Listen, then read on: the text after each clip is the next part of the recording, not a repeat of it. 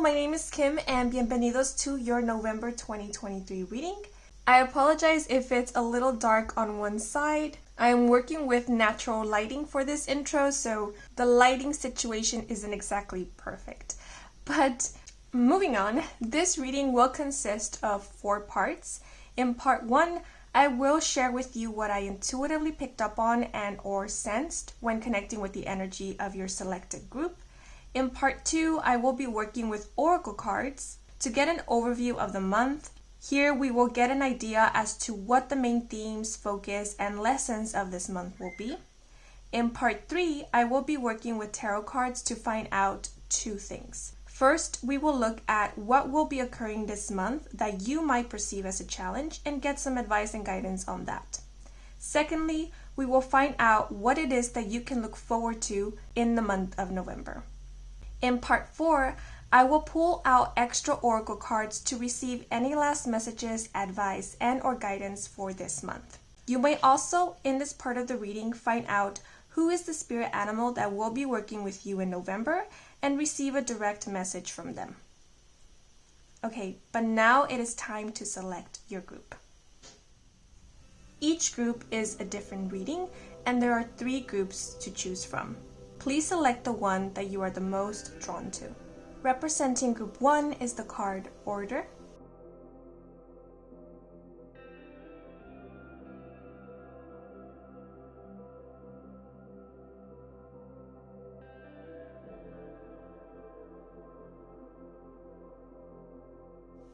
Representing group 2 is the card Friendship.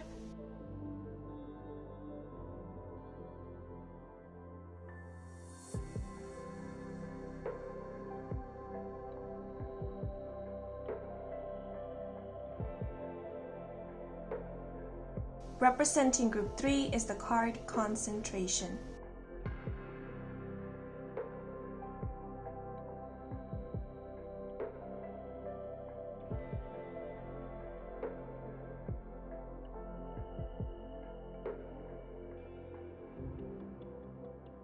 Once you have selected your group, please head on over to the description box as well as the pinned comment in the comment section down below, where the timestamp for each group is provided so that you may skip on over to your reading. Quick reminder before we begin, remember that nothing is set in stone. These readings are here to serve as guidance only. They do not foretell any certain future, since the future can always change based on your current actions, decisions, and frame of mind, since you are the creator of your own destiny.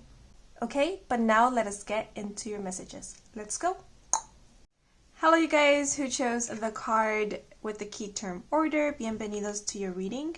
So immediately when tapping into this group's energy, I got the feeling that for the month of September, you guys are not going to put up with any BS. I felt a very straightforward energy coming from this group. And one thing that I did notice was I had the intention of pre-pulling the oracle cards for this reading, but as I was shuffling the decks to do just that, I kept getting the sensation that I wasn't supposed to, that I was meant to shuffle the decks on camera for you guys. And all that made me think of was transparency, because I know there's a lot of people who really don't like it when cards are pre-pulled. They like to see the cards fall out. Yeah, so maybe you are someone who likes everything on the table. You like to see the process of things. You like to know what's going on. You want to know the step by step. And if not, I feel this is the energy that you will be in for the month of November. Yeah, you could even be, what just came to mind is that some of you could even be eating at a restaurant where the food is prepared right in front of you. And I keep hearing a snapping of fingers in my mind. So there's this feeling of impatience or you wanting for things to get straight to the point. Like you're not wanting to waste any time. So I am seeing you practicing or implementing rules of efficiency in the month of November. So with the energy of Order, you could be thinking of a new system or making adjustments to a system, for example, a work system, to improve efficiency, to improve productivity. there is this feeling with the order card of finding a simplistic method or of removing unnecessary steps or maybe even things or materials to create a more efficient, practical, and possibly even sustainable system or environment.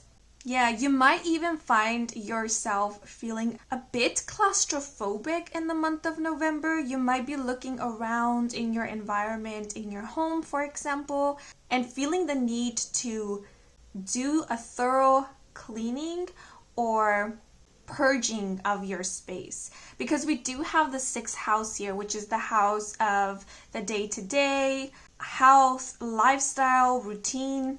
And then with Scorpio being here, which is an energy that really likes to go in depth, I do see you feeling inspired to either do a deep cleaning, cleansing, purging, or assessment of things. Yeah, so it could be that in the month of November, you will be removing a lot of items from your space. You could be cleaning out your closet or pantry. If you have a garden, a flower bed, plants in your home, I do see you tending to your garden, to your plants, because I am seeing someone pulling out weeds. I do see you cleaning out your backyard, your porch, your garage, your balcony if you have one. There's this overall feeling of wanting to get rid of the unnecessary, of the junk, of the dirt. And because the 6th house is the house of health, I also do see you focusing more on your health, your physical health to be more exact, but this could also be your mental health and well-being. And because I did speak about a purging, some of you could be doing a detox in the month of November, or you could be researching, informing yourself more about how to do a healthy detox. Yeah, because with order, I feel like in the month of November, you will be feeling very inspired and motivated to reestablish and bring order back into your life, or to be very orderly. But with Scorpio being here, Scorpio can be very intense at times. So there is this heads up to not take it to extremes, to not be so strict with yourselves that you don't allow flexibility, or that you are reaching a point where you're expecting perfection, because that could really create a lot of stressors and put a lot of pressure on you to achieve something that is unrealistic. Yeah, so just remember, if you're setting new goals for yourself, because I do see some of you guys actually doing that, setting new goals for yourself, just remember to be realistic about these goals, as well as the time you expect to achieve these goals. Be realistic and practical, and be fair to yourself. And remember that you can take it one step at a time. You can break down a big goal into little goals to make it more approachable and more achievable. Yeah, like for example, if you are planning to grow your own produce, instead of jumping into planting an entire garden of all kinds of produce, start off by learning how to grow one produce like tomatoes, and then build your vegetable garden from there. So that was just an example. I also see some of you creating a system, like an organization system, in which you are able to see readily what it is that you need.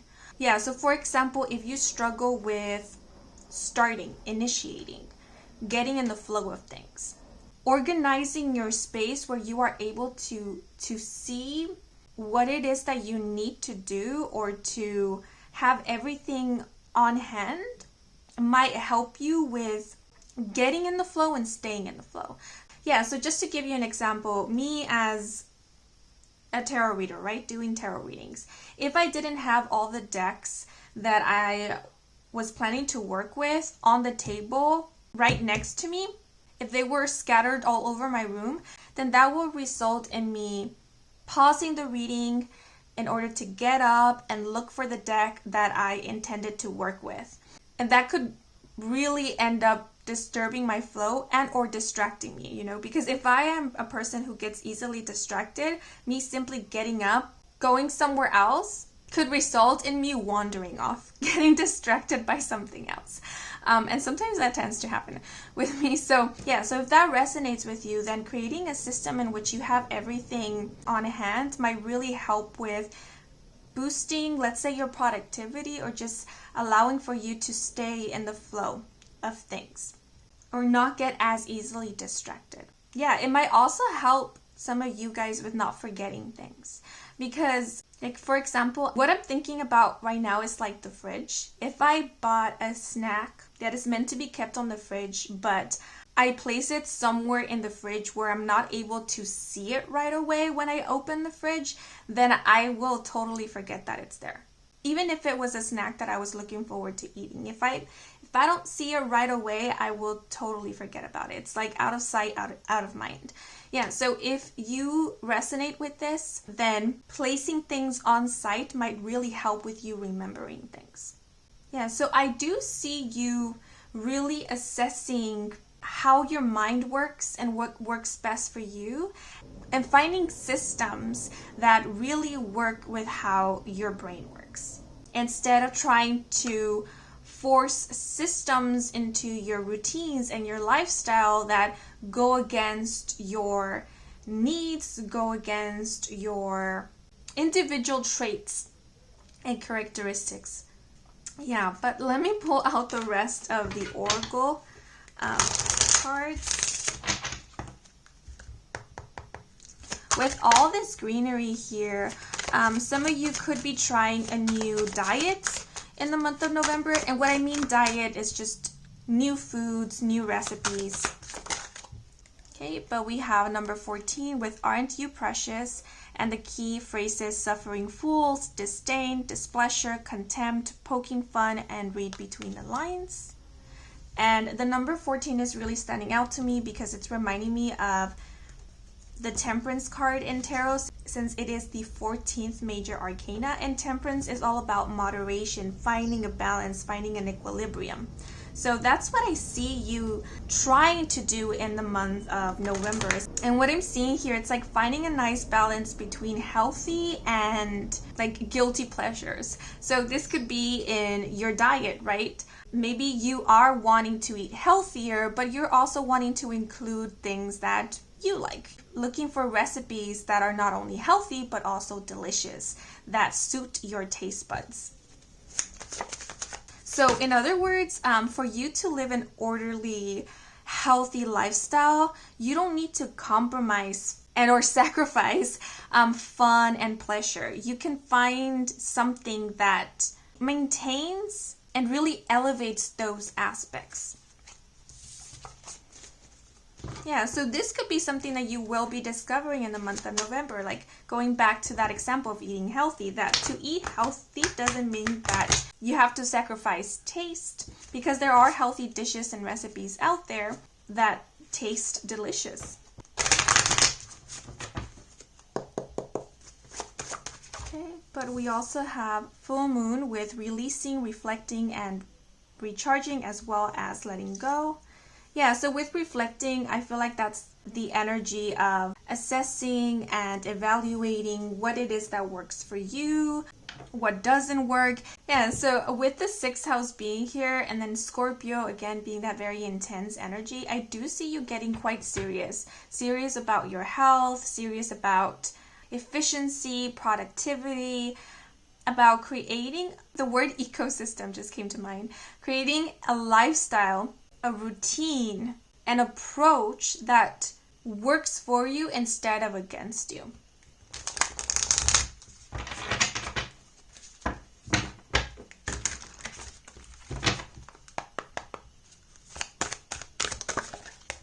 And we have the sea anemone with protection and codependency. Yeah, with this protection energy, I feel like this is about protecting yourself, like protecting and taking care of your health, your well-being. With releasing and letting go, I do see you letting go of anything that you feel and or realize does not serve you. And with this energy of codependency, I feel like a lot of you are very determined, super determined to let go of negative and or harmful habits. Yeah, so in the month of November, you could be quite strict with yourself, choosing health over short-term gratification. Yeah, because if you were lenient with yourself, then you might find yourself falling back into old negative habits and or tendencies. You know, like, oh, just for today, or I'll start tomorrow. And then tomorrow comes, and then you might make another excuse for yourself, and so on and so on. And then what you plan to do, you never ended up doing it. Yeah, so I do see you being quite disciplined in the month of November and being quite a bit strict with yourself in certain areas of your life. But with the energy of the number 14, I am seeing some flexibility. This flexibility could manifest in the form of you deciding to take one thing at a time. If you feel like changes and adjustments need to be made in multiple areas of your life, you're not tackling all of them at once in the month of November, but you're focusing solely on one, making one your priority. For example, let's say your physical health. And you're seeing, okay, where do I need to make adjustments in this area of my life to boost my health and or to maintain my health? With this key phrase of poking fun, there could be people around you, people who know you, people whom you share your plans with, who might be poking fun at your desire to bring about betterment and or improvement or order into your life. Yeah, because I'm getting a scenario of someone who is wanting to eat healthier or cut back on, let's say, junk food, and their friends or family members are teasing them about it. Like, oh, look at Frank, he only eats greens now. Or he's on a diet or something along those lines. Yeah, but with the sea anemone here, just remember to not allow for these kind of comments or reaction from others to get to you. Just because others do not understand your desire for change, your desire for improvement and betterment in your life, doesn't mean that what you are doing is wrong. Because this energy doesn't really have to have any influence over you and how you approach your life, unless you want it to have some kind of influence over you. Yeah, and there might be some people who will second guess your attempts or question your ability, your determination to bring about change in your life. But again, don't let this kind of energy and or doubt dissuade you from your goals. The feeling I'm getting here with the 6th house is like you focus on you. You focus on what it is that you want to achieve. Don't pay this energy any mind. Yeah, because whoever is coming through being a bit condescending and or patronizing or poking fun at your effort, it could be someone who actually sees potential in you and knows that you are able to achieve what it is that you want to achieve. And they are put off by that because maybe this is someone who in the past wanted to achieve what you are currently aiming to achieve, but they weren't able to do so, or they weren't able to set themselves in motion to achieve their goals. And so seeing you trying to bring about these changes and or achieve these goals could trigger them a bit. Yeah, because I feel like there's people around you who are refusing to change or who are stuck on this mindset that they cannot change, like that they have no control over their life, or they are refusing to take responsibility and or accountability for certain areas of their life or for certain things that they feel are happening to them. Yeah, and seeing you taking accountability and responsibility for your life, for your health and your well-being could reflect to these individuals what they themselves are not taking initiative for. Yeah, and that might trigger them a bit. Yeah, so focus on you. And with the full moon being here, I do see you ending cycles or kind of making preparations to close an old chapter, an old phase of your life. Yeah, so we're approaching the end of the year, and the feeling I'm getting here is of kind of like tying loose ends, making preparations to close this year in order to welcome the new year. So welcome a new cycle, a new phase, a new chapter of your life. Yeah, and the sea anemone is reminding me of home because it's reminding me of Finding Nemo, how it is the anemone that is the home of the clownfish. So some of you could be in the process of moving out or finding your own place, relocating. Yeah, you could be making preparations for that physical move in the month of November. There's this overall feeling of sovereignty and independence, like reclaiming your independence or taking control or taking back control over your life. Like no longer leaving your fate up to destiny. It's you instead choosing to create your own destiny. Take matters into your own hands is the feeling I'm getting here. And that might be ruffling some feathers because I do feel like there's some people around you or some energy around you that is not really comfortable with these changes that you are planning to make or undergoing, or for your desire to have independence. And whoever these individuals are who are feeling uncomfortable by your desire to be more independent, to have a say in what you allow and don't allow and so forth, they don't necessarily have to be individuals who wish or want ill upon you or don't want you to thrive, don't want you to succeed. It doesn't have to go to that extent because these may be people who simply aren't used to this way of living or thinking. Yeah, because I'm sort of getting this feeling of someone who is quite liberal or wanting to be more liberal is surrounded by people who are very conservative or have very conservative beliefs. So it's this difference in thinking, in approach that is creating clash, that is creating tension and or misunderstanding. Yeah, it's the liberal and conservative beliefs that don't get along and not so much the individuals themselves. Yeah, so that could be something that is happening here where your approach to life is quite different to the approach of life of those who are around you. And I feel like it's these differences that are creating discomfort for some. Yeah, and you know that when there is something that makes us uncomfortable, we tend to resist it. We tend to not want it, because no one likes to feel uncomfortable. So I feel like that's what these individuals who are not really seeing or understanding what it is that you're trying to do are going through. They're feeling uncomfortable by your approach or your changes, and they're resisting it or not wanting to really acknowledge it. It's the other feeling I'm getting here. It's like they're not really wanting to acknowledge what it is that you're trying to do. They're trying to kind of like overlook it or make it as if it isn't happening. But again, just because someone doesn't understand what it is that you're trying to achieve doesn't mean that what you're trying to achieve isn't important. Because if it's important to you, then it's important, period. Yeah, but I do want to read the guidebook message associated with this sea anemone card. Sea anemone, protection, codependency. A sea anemone is a predatory creature with a ring of stinging tentacles. Although these tentacles are considered dangerous to some marine animals, others actually benefit from this protective mechanism. For example, clownfish use sea anemones to hide from predators, and in return, clownfish release nutrients for sea anemones to absorb. They have a symbiotic relationship, meaning that both parties mutually benefit from the interaction. However, an imbalance of any kind can wreak havoc on a once harmonious relationship.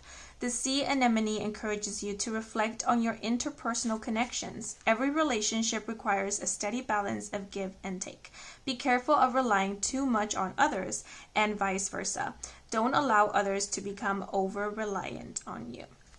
Yeah, so it could be that this person who's feeling uncomfortable by your new goals, your plans, adjustments, changes, is someone who you have or had a codependent relationship with. Yeah, so you kind of wanting to be more independent could definitely be making this person very, very uncomfortable, and they could be resisting that.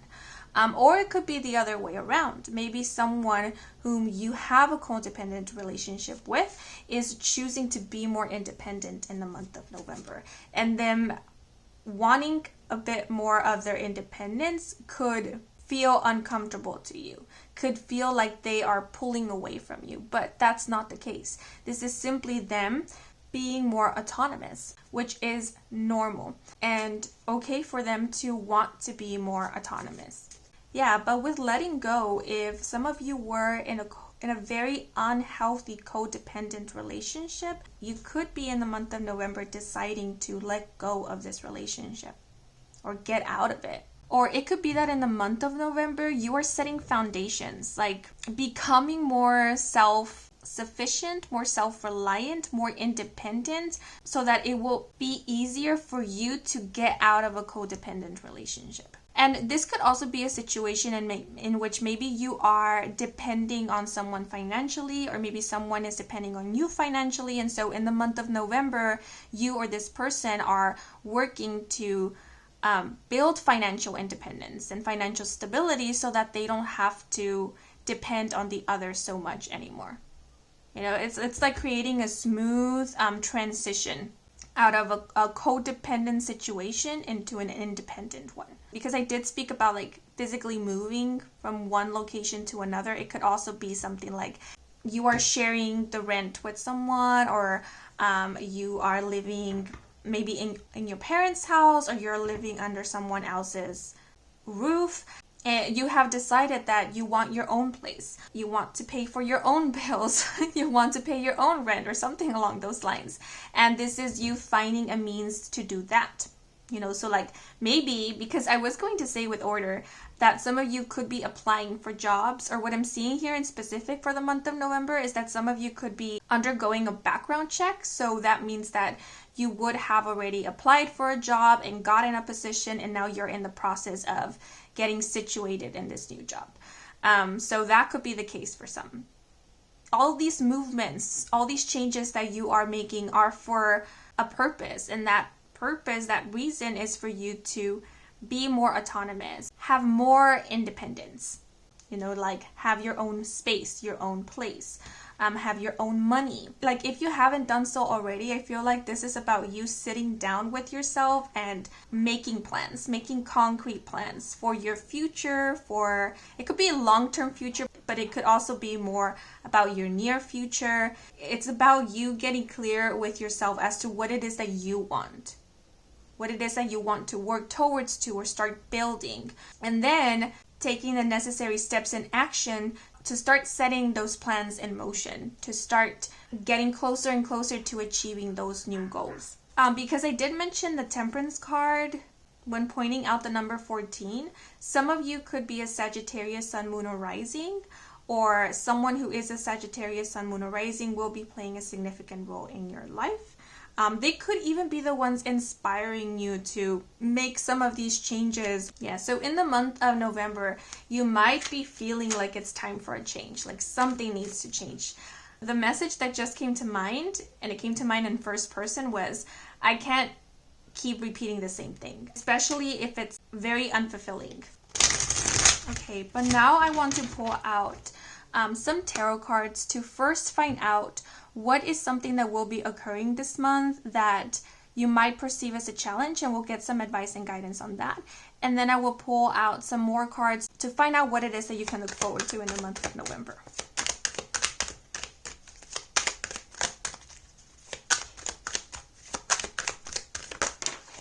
Okay, so we have the Six of Cups in reverse with growing up, childhood issues, and letting go of the past. And to clarify this energy, let me shuffle one more time.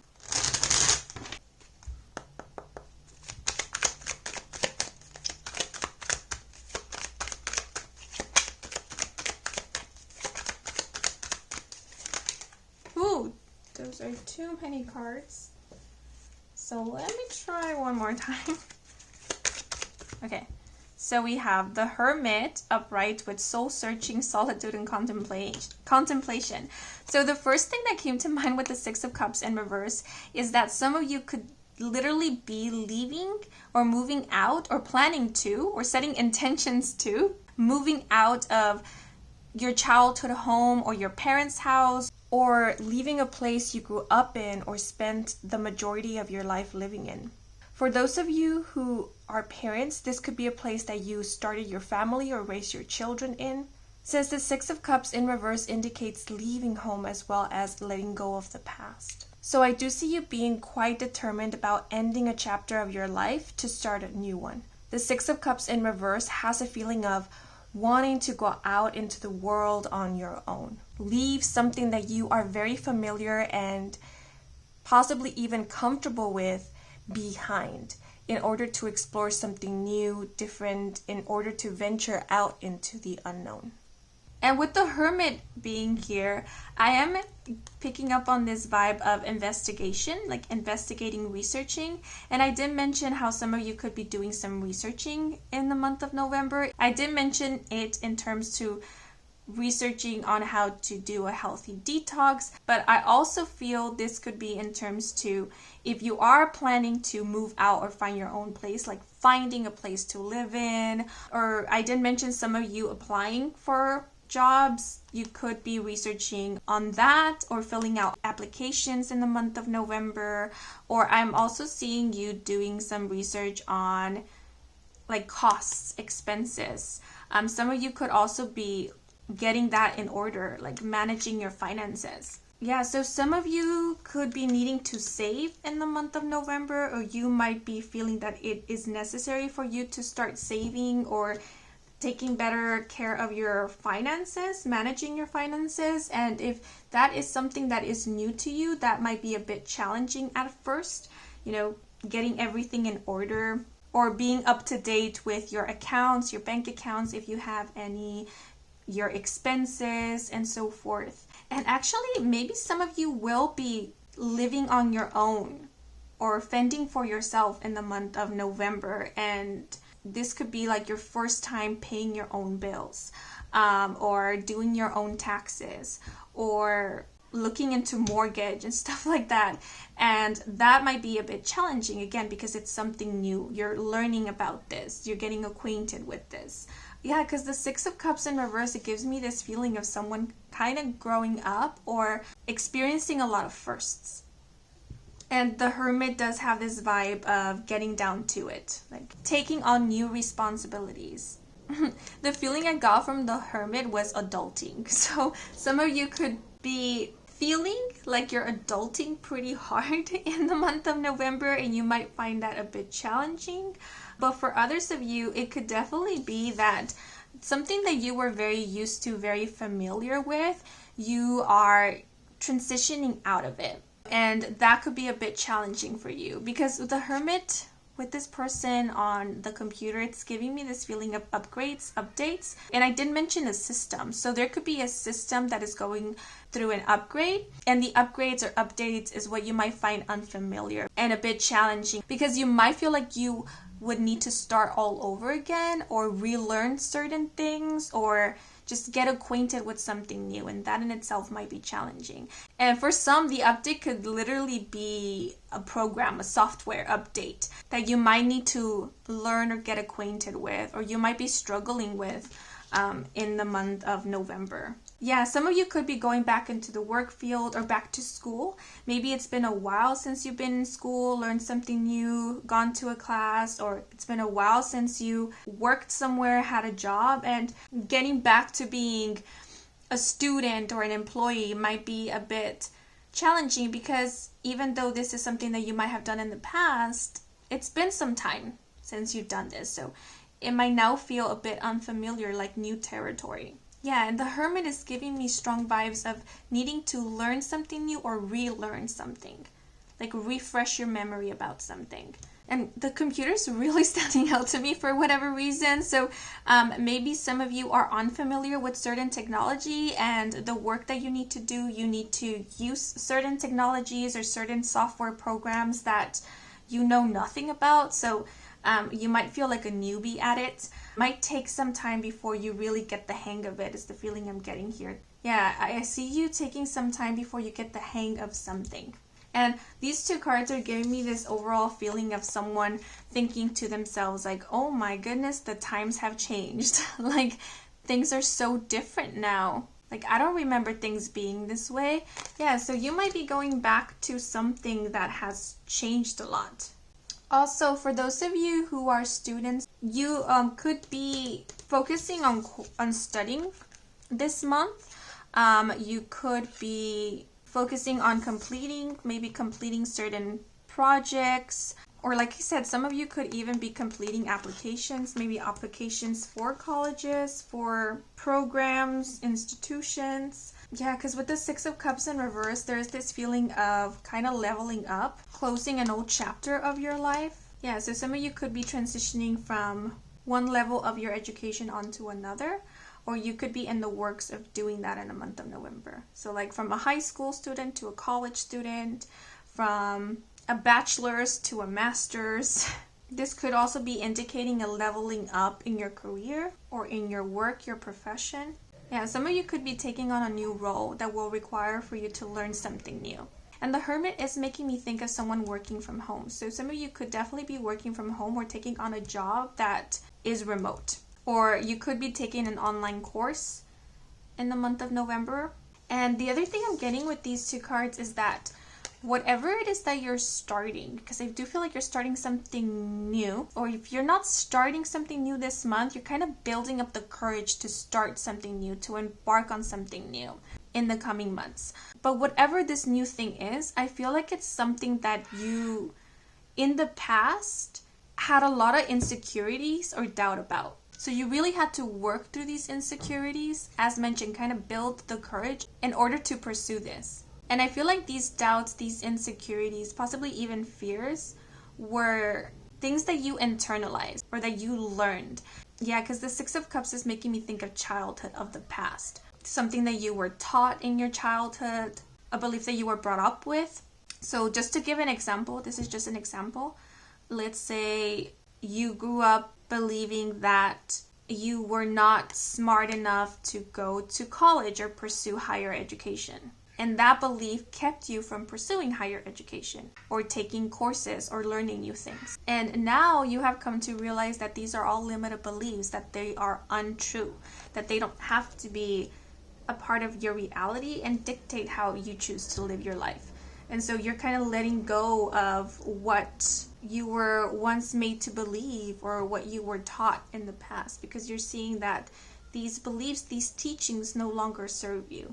Yeah, so if this resonates with you, I just want to let you guys know that you are doing amazing. I mean, it's incredible what it is that you're doing, because I feel like whatever it is that you're releasing, these are teachings and beliefs that go way back, that could have been very ingrained into your subconscious. And so the fact that you even realized that there were these limited beliefs and that you chose to let go of them in order to find out what it is that you truly believe in, it's amazing. So I can see that you guys are trying very hard. I do see you trying very hard at something, putting in a lot of effort in the month of November. And I definitely feel with the Hermit that your efforts, they will pay off. They will pay off. And I feel like if you believe in spirit guides, I feel like your spirit guides, they're applauding you. They're cheering you on as you start this new chapter of your life. Your determination to create something new, to possibly even start over or start anew,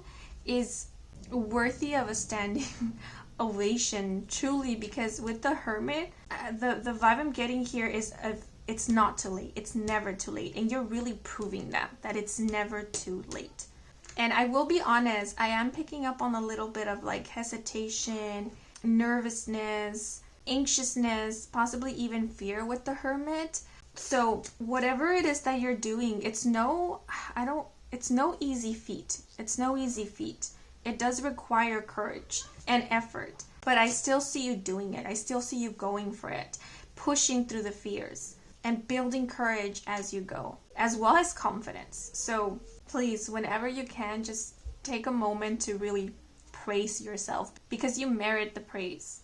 Yeah, and I do want to acknowledge that, like, whatever it is that you're doing or choosing to do, there's a lot of challenges that come with it. So you might be faced with a lot of challenges. So I want you to know that that's recognized, that that's acknowledged. And so the fact alone that you're going for this, that you're doing this, that you're showing up every day or as best as you can, it means a lot. And it is a lot. Like, I don't ever want you to feel like your efforts are in vain, or that you're not putting any effort, or that what you're doing isn't anything great, because it is great and you're doing great. The Hermit can also speak about recharging. So I do see you taking some time to rest and to recharge, because I did speak about you being quite strict with yourself, being disciplined, but I also did mention that it's important to have a nice balance, right? To not be so strict with yourself that you don't allow yourself any flexibility. So mentioning the energy of the Temperance card in your spread, I do feel like you are finding a nice balance. You are giving yourself a break. Like, you are acknowledging that what you're doing does require a lot from you, a lot of mental energy perhaps, and you are giving yourself a break every now and then, time to rest. And I feel like what's very important here is that you're acknowledging the fact that whatever it is that you're doing, it is something new, and that it will require some time for you to get acquainted with it, time for you to learn it, for you to master it. And so I don't see you having unrealistic expectations. Or maybe that's the challenging aspect of this month. It's like keeping yourself in check in that way, of reminding yourself to not have unrealistic expectations, or to not expect perfection from yourself, or to not make unrealistic demands of yourself and put so much unnecessary pressure on yourself. Like, reminding yourself every now and then, you're doing your best, you're trying hard. I can see that, I acknowledge that. I am not going to discredit the work that you do. I'm not going to undermine your efforts, because I can see that you're trying and you're doing your best. And I want to commemorate you for that. So that's you talking to yourself in that way. But now let us see what it is that you can look forward to. By the way, the Hermit card is associated with the zodiac sign Virgo. So some of you could be a Virgo sun, moon, or rising. And then also the 6th house is associated with Virgo. But if not, this is simply indicating that this is the energy you will be embodying and exuding in the month of November. A lot of Virgo-like qualities. So Virgo is all about discipline, order, attention to detail, focus. Yeah. But now let's see what it is that you can look forward to. So we have the Empress with nurturing, fairness, and growth. And to clarify, let me shuffle one more time.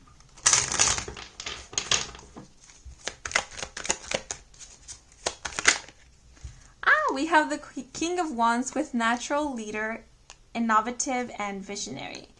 Okay, so amazing cards to get. The Empress is such an empowering and empowered card.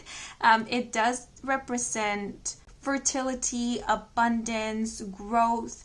I feel like the Empress is someone who is self-reliant, self-sufficient. Oftentimes the Empress can represent a business owner, a freelancer, someone who is overseeing their own projects, doing their own things, someone who has a lot of things going for themselves. So I do feel like what it is that you can look forward to, and I feel like it's not only in the month of November, but I feel like this is more also talking about your future, is you finding stability and security in your life. With the King of Wands here, you could definitely be taking on a leadership role, or being seen as a leader of sorts. So if it is the case that you're starting something new in the month of November, or you have recently started something new, I do see you becoming quite an expert at this, or becoming, quite proficient at this. So much so that other people will go to you for help, for guidance, for advice.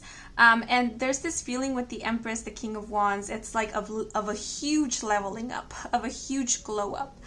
So if, for example, you're starting a new job, I do see you very quickly moving up the ladder, let's say, moving up to a higher position, higher role, higher pay fairly quickly. And if you are currently a student and you are about to graduate and go out into the work field, look for a job in your career, your profession, you might get a job quite quickly coming out of college, university, and I do see you getting a really good job or a really good position. Yeah, and for some, it could even be that you will get an opportunity to be under the supervision of someone very important, or someone that you will end up looking up to or do look up to. This will be someone who will share with you a lot of knowledge and who might even take you under their wing. Like, think of you as next in line, something along those lines. They might even be already considering you for an important role, an important position. They might even be working alongside you or very closely with you to help you move up fairly quickly in your career, because they do see potential in you and they see you as a really amazing candidate. So I do see you demonstrating amazing work ethic. And with the Empress, passion for not only your work, what it is that you do, your interest, but also passion for growth, to grow in your career, in your profession, to grow as an individual. Like, I see you quite determined to create something, to build something of your own, or leave a legacy is also the feeling I'm getting. Like, create a good name for yourself, a good reputation. Yeah, so if some of you are planning to start a business of your own, you're getting this business going. It might be by the month of November or by the end of the month, but if not, it will be by the end of this year. Like, you're getting something going. You're starting something, definitely. It might be a creative pursuit as well, or a creative endeavor with the King of Wands and the Empress. And actually, if you already have started something of your own, if you are the owner or co-owner of a small business, label, company, etc., your small business is going through a major leveling up this month. By the end of this month, this small business might not be so small. If you offer services or sell products, you will be receiving several orders and or requests this month. Business will be booming, in other words. You might need to restock fairly quickly or find new ways to organize inventory or fill up orders efficiently and quickly, because there will be a high demand this month. Yeah, and if you are starting something of your own, this could be something that will skyrocket or do well fairly quickly, because this feels to me like a major glow up. From these two cards to the Empress, it's like things are happening fairly quickly. This could also be talking about your confidence, your level of confidence and self-esteem. I do see a major improvement. Yeah, because look, from the Hermit to the Empress, like, it's all kind of black and gray here. There's a little bit of color, and then we have like these popping colors in the Empress card. So it's making me think of a glow up. So yeah, and both of them are like in a office, studio setting. Yeah, so it could even be talking about like a small business or something that you started from home, or an idea is turning into a full-on business, or a company, or it's something that is expanding and growing to where you might need to find a studio or an extra space to fit the needs and requirements of this job, this business. Yeah, but I was going to mention that in terms to you, the self, I do see you gaining a lot more confidence, and I feel like it's coming from experience. You're getting more experienced in something, and that is giving you more confidence. And I also feel like the more confident you feel, or the more you start feeling more independent, the Empress can also, as mentioned, speak about financial independence. The more sure you start to feel in yourself. And I'm also seeing with the Hermit and the Empress a change in your appearance. So this could be a change in how you dress, a change in how you present yourself, in how you command a room is how it's coming through, like your posture. You might be standing more upright, sitting upright, being more open, because literally here in the Hermit we have a desk in front of this person, but in the Empress there's nothing blocking this person and their posture looks pretty open. So yeah, I see you definitely feeling a lot more confident, exuding more confidence, feeling more sure about yourself. And the Empress does represent health, being healthy. So I also do see your health improving by a long shot. And this could be the result of you taking better care of your health. And you're not only feeling a lot more healthier, but you're looking a lot more healthier. Your appearance, your complexion looks a lot more healthier. Like these changes, it's being noticed by others. It can be seen by others. It's very obvious. It's how it's coming through. I did mention that there could be someone who is inspiring you, and I do get that feeling with the Empress and the King of Wands. Yeah, so there might be someone who you will be coming across with, meeting. It could be in person, or it could be someone online, or someone that you learn about that will be really inspiring to take a more active role in your life. You know what? For some, it could be that someone of influence, or who is an influencer, someone who has a large following or is well known, will be promoting, advertising, reviewing, recommending your business, work, service, content, and or product. This will garner you a lot of positive attention, give you positive exposure, and help boost business if that applies. If there is anything that you're doing right now or thinking about pursuing that other people keep making you feel or believe it's not possible, I want you to know that this thing is very possible for you, and you will be achieving amazing things when it comes to this. So there is kind of this advice to not give up on your dreams. Like, don't listen to the naysayers, don't listen to the pessimistic thinking, because they're very limited in their vision of things, in their beliefs of what is possible. Because I strongly feel you guys will be achieving your goals and doing amazing things. And I even get the feeling with these two cards that your life or your situation will not be the same by the end of the month. And with the Empress and the King of Wands, I do see you being a bit fearless. Maybe that's something that you can look forward to, is getting acquainted with and reconnected with your fearlessness. Because you guys, I feel you are very passionate individuals. You are quite courageous. You have so many ideas. That's the feeling I'm getting. You're very ingenuitive, very creative. All I can say, this might sound very cliche, but you're a boss. You are definitely a boss figure. Yeah, I'm getting like strong entrepreneur vibes from this spread.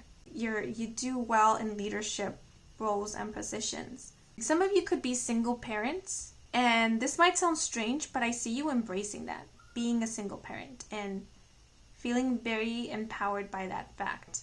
Like, really acknowledging all the effort and work you put into, or that goes into being a single parent. Like, something that you can look forward to is you genuinely feeling very proud of yourselves.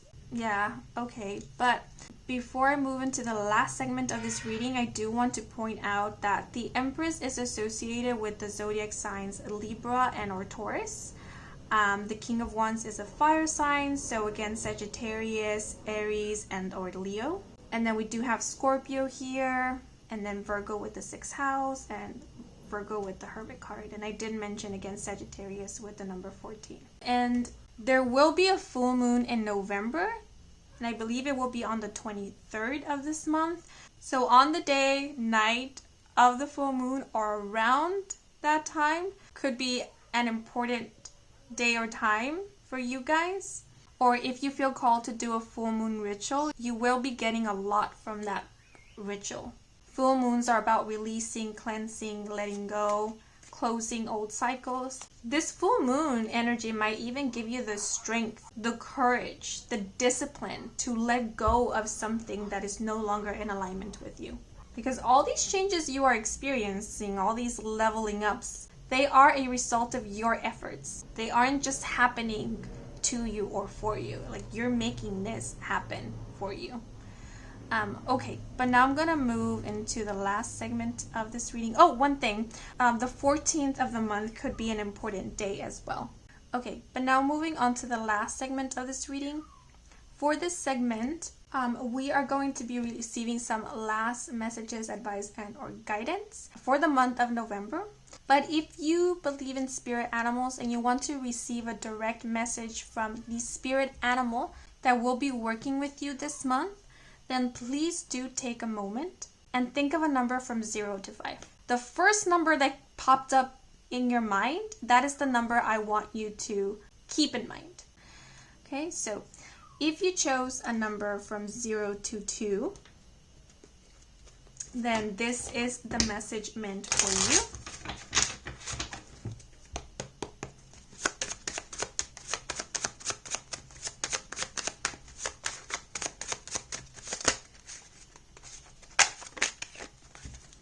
And we have Pelican with optimism. So the spirit animal that will be working with you this month is the pelican. And the message for you is: an amenable inhabitant of ephemeral islands, Pelican enjoys a life of transience. Inspired by possibilities, he averts traditional norms. Unmistakably unique in form, he plunges heading into each experience, harvesting gusto from each wave of opportunity. Unattached to expectations and averse to unnecessary burden, he is guided by his persistent optimism. Pelican encourages us to enthusiastically forage through life, resting momentarily only to embrace it in earnest once again. Oh my god, I feel like this pretty much sums up the entire reading. Yeah, so there you have it, the pelican. Now for those of you who chose a number from 3 to 5, this is the message for you.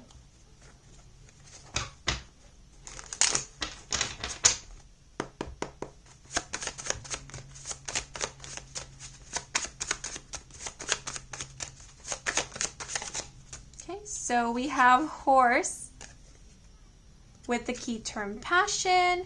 So the horse will be the spirit animal who will be working with you this month, and your message is: horse is the confident embodiment of our unconstrained psyche. She carries the essential energy needed to traverse mountains. With freedom in sight, horse charges forward passionately and full of vitality. She embraces her wild, untamed spirit, eager to bath in the brilliant sun and cover herself with earth. She faces challenges with confidence, regal and majestic no matter the environment. Horse models self-trust. Walk, trot, or canter. When horse gallops, join stride and run with her. Yeah, I definitely feel like you guys are connecting more or embodying more of your free spirited energy. Okay, but these are all the messages I am seeing for you guys. I hope you enjoyed this reading. I hope it brought some guidance, some clarity. If it did, then please leave a like or a comment. And if you're new to this channel and you want to stick around for more readings with me, Kim, then please do subscribe. I do offer personal readings. All the information is in my website, and the link to my website can be found in the description box down below. Thank you so much for sticking around until the very end, and a huge thank you to all of you who took a moment to watch the ads or just let them play in the background, since that is a simple way to support me and to support this channel. So if you did, I truly do appreciate it. And before I sign off, I do want to give a thanks to Spirit, who assisted me with delivering these messages to you. Okay, but I am wishing you a wonderful and prosperous month of November, and until the next moment, bye bye. Hello you guys who chose the friendship card. Bienvenidos to your reading.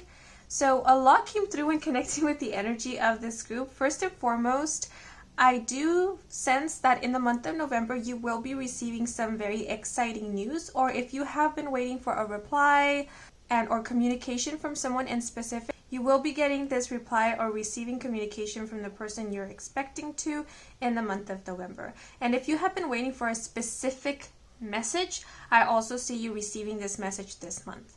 Now, I did pick up on an energy of excitement, anticipation, and giddiness. So it could be that whatever message and or communication you're receiving this month will lead to a lot of excitement, or hearing back from someone will be very exciting for you. Now, I also did get the feeling that in the month of November, you are going to be feeling very much like yourself. Now, I know that's a very weird way to put it, but you can think of it as feeling very in alignment with your morals, with your values, knowing exactly what it is that you want, what it is that feels right, and acting in accordance to what it is that you believe in. So in other words, I see you expressing yourself very authentically and sincerely in the month of November, and you finding it quite easy actually to be very much yourself. And because you were drawn to the card with the key term friendship, it could very well be that in the month of November you are going to surround yourself, or you will be surrounded by people who you feel very safe to just be yourself with. These could also be people who inspire you to live authentically and or to not care so much about what other people think, or not feel the need to try to be something that you're not, or try to be like everyone else, or try to fit in. The vibe that I'm getting here, it's very easy to simply be. when being around people who you feel comfortable with, who you feel safe with, who you feel they themselves have no problem being who they are. Yeah, so if you feel like there are already people in your life who allow for you to simply be, I do see you spending a lot of time with these people in the month of November or creating beautiful memories with them this month. But if it happens to be the case that you don't yet have people in your life who you feel safe enough to simply be yourself, this friendship card is indicating that one of the main themes and or things that you can look forward to this month is meeting and or connecting with people who you can create a safe space with to simply just be yourselves. Yeah, because we do have the energy of the 4th house here, which is the house of family and home. So this month, I do see you establishing new friendships, new platonic bonds, and or strengthening, deepening already existing friendships and or platonic bonds. And the other feeling I got from this group is that in the month of November, there will be moments in which you are going to feel very much like your childhood self or like your younger self or very youthful. So there will be days in the month of November in which you will catch yourself not thinking about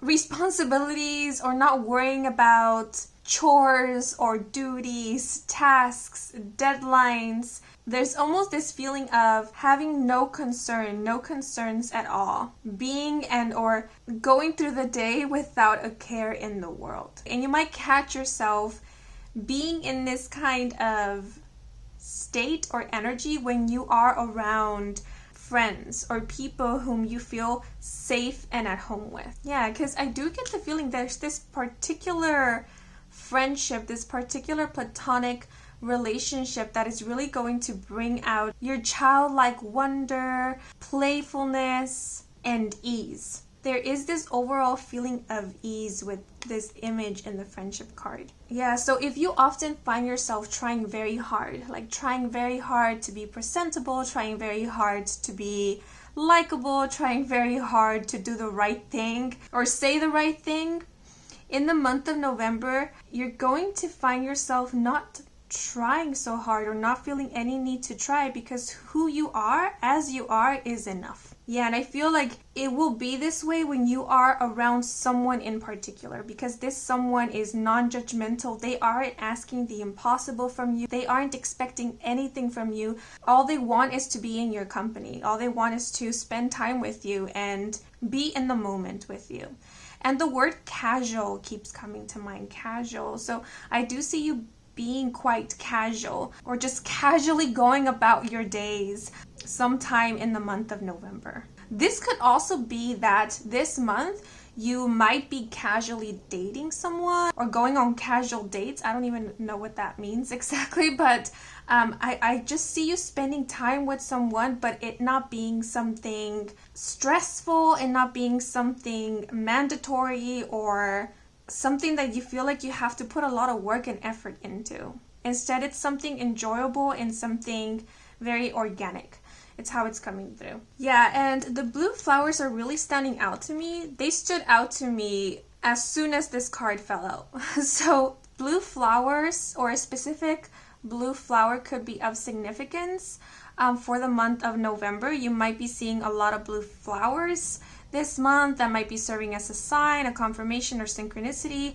Or blue flowers might be symbolic to this friendship, this relationship, and or bond that I have been describing. Yeah, and the other thing I'm getting with Cancer being here, the 4th house, which are energies that are often associated with family, it could be that this friendship is with a family member. And for some, what I'm seeing in specific, it's a sibling. Yeah, so if you have a family member or a sibling whom you have a really good relationship with, I do see you spending a lot of time with this sibling and or family member. And as mentioned, creating beautiful memories with them. I'm not sure if this is a crane or a heron, but I am perceiving it as a heron. So what just came to mind looking at these children and the heron is that in the month of November, some of you could be watching and or making plans to go and see the movie The Boy and the Heron. I don't know, that just came up. Maybe it's because it's a movie that I am really looking forward to watching, but yeah, that could be a date for some. And it doesn't have to even be romantic. It could be a date with a friend, like hanging out with your best buddy or someone that you get along with. Yeah, but because I did mention that specific movie, which is an animated movie, some of you could be really into anime, or you could really enjoy watching animated movies. And if by this point you haven't yet found someone who enjoys anime or watching animated movies, then I do see you coming across someone in the month of November who shares the same enthusiasm for animation as you. And maybe this is the person who you will be making plans to watch this movie with. Yeah, but with Moon in Cancer, some of you could have your Moon in Cancer or have a Cancer, Sun, or Rising in your birth chart. And if so, this will be serving as confirmation that this is definitely your group.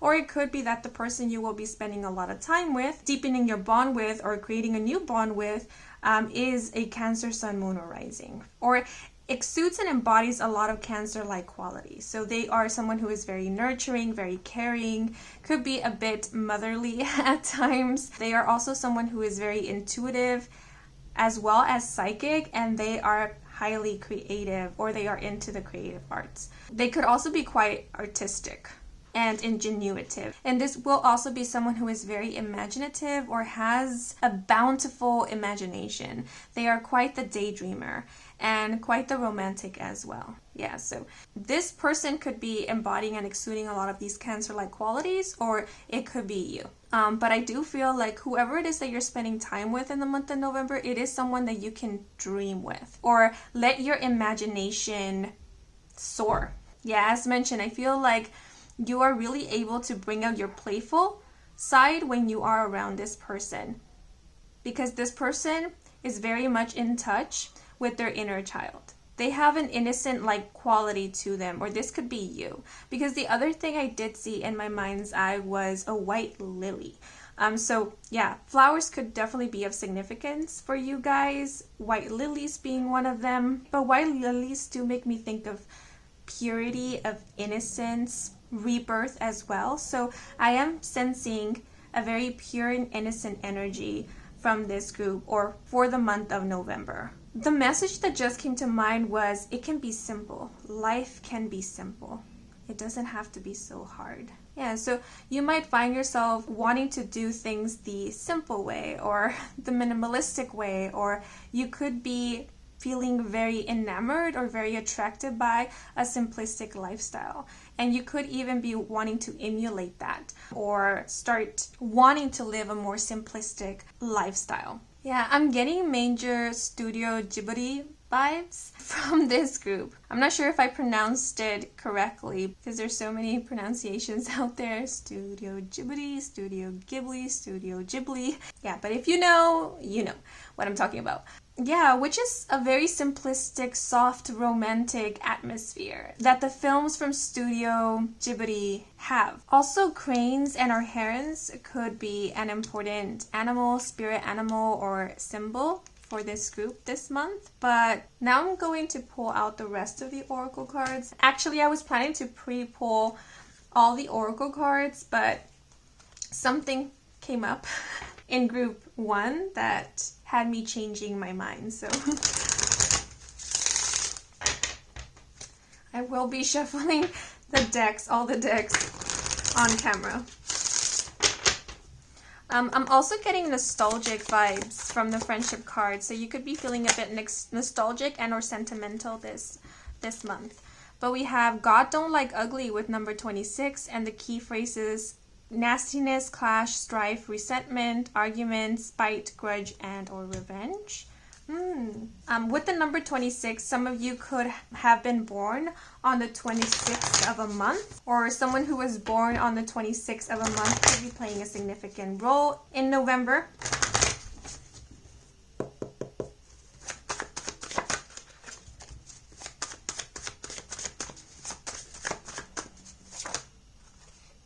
Okay, so one card fell out and one card flipped over. I'm going to take both. So we have a Virgo with analytical, detail-oriented, critical, hygiene, responsible, work ethic, as well as judgmental, critical, restless, and stressed. And then we have the waxing crescent with set intentions, rebuilding, and hopes and wishes. I am noticing that there are 2 waxing crescents in this spread. So this specific moon phase or shape may be of significance. Maybe it is or will be a sign or synchronicity for some this month. Also, the time after the new moon, when the moon is in its waxing crescent phase, could be an important time. So that would be around the 15th to the 18th of November, I think. I was talking about you feeling nostalgic and sentimental in the month of November, and then I got distracted by the God Don't Like Ugly card. So I was going to say that some of you could be feeling nostalgic for your childhood or for your childlike wonder, or you could be nostalgic for a simpler time. Yeah, I'm getting a lot of romanticism with this group. So it could even be that some of you in the month of November will be romanticizing certain eras and or times of your life. Or you could be feeling called to start romanticizing your life, you know, kind of taking a main character approach to your life. Seeing yourself as the main character in your life. Okay. But we also have shipwreck with fine closure, the end of a phase or cycle. Okay, so one thing I'm noticing with the number 26 is that if we take into consideration the numbers individually, so 2 and 6, both of these numbers often indicate balance and harmony. The number 2 is often associated with partnerships and relationships, and the number 6 could sometimes be associated with unconditional love or counterparts, soulmates. So I do feel like this month there will be a focus on relationships. Could be your relationships in general, or it could be a specific relationship, like as mentioned, someone who you have a strong platonic bond with, or someone whom you feel home very safe with. But I do feel like this month harmony and or balance is being brought into your relationships. There is this overall appreciation for the people in your life and gratitude for the relationships that you do have. But the first thing that came to mind when I was looking at the God Don't Like Ugly card was this feeling of jealousy and or envy and or discord.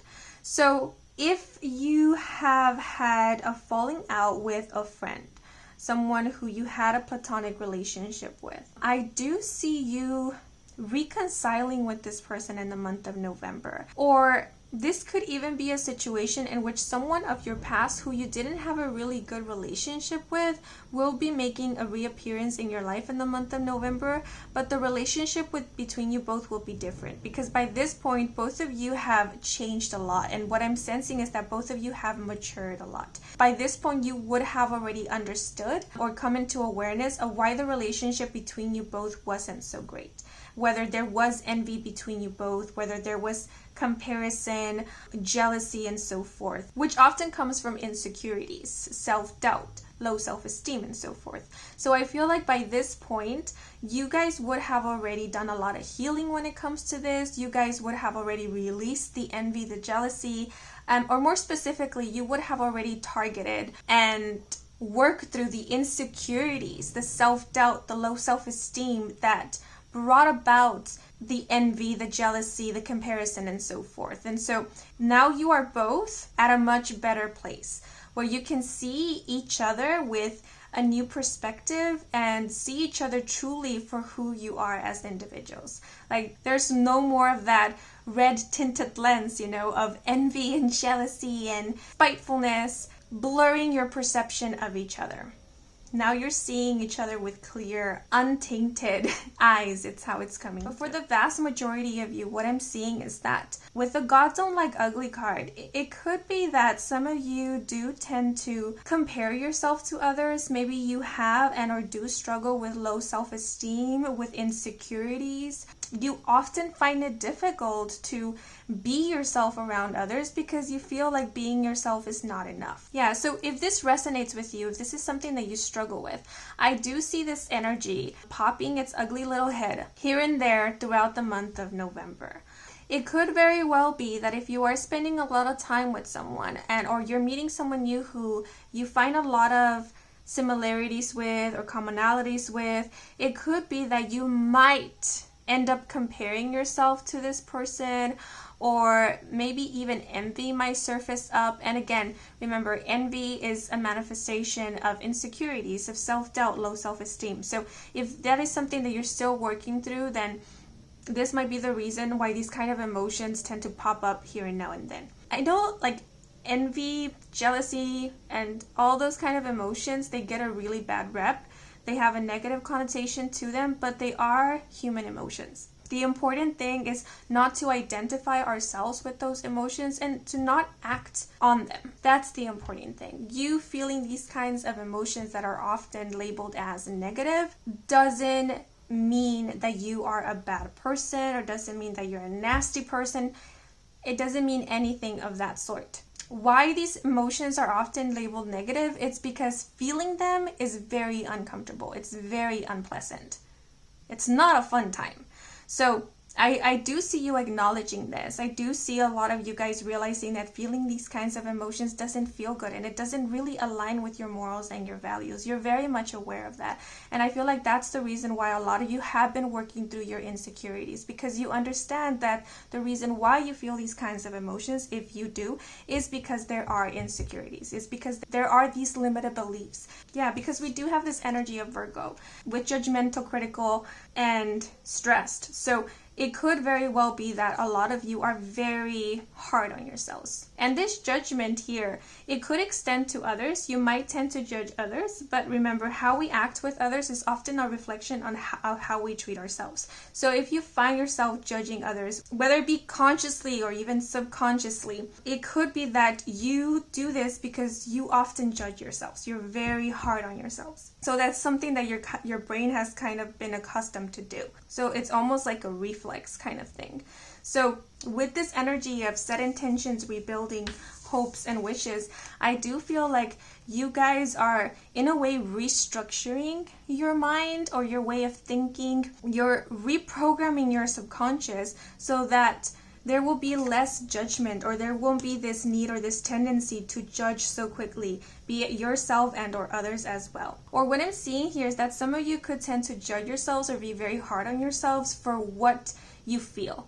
Like for whatever it is that you feel in the moment, for whatever it is that comes to mind. Like if a thought that might not be considered as a very good thought or a very nice thought pops up in your mind, you might tend to be very hard on yourselves for that. You might label yourself as a bad person. And I feel like you are realizing that thoughts are just thoughts. They don't necessarily have to mean anything, especially if we don't give it any meaning and or importance, or as mentioned, if we don't act upon them. You know, because we get 100,000 thoughts a day.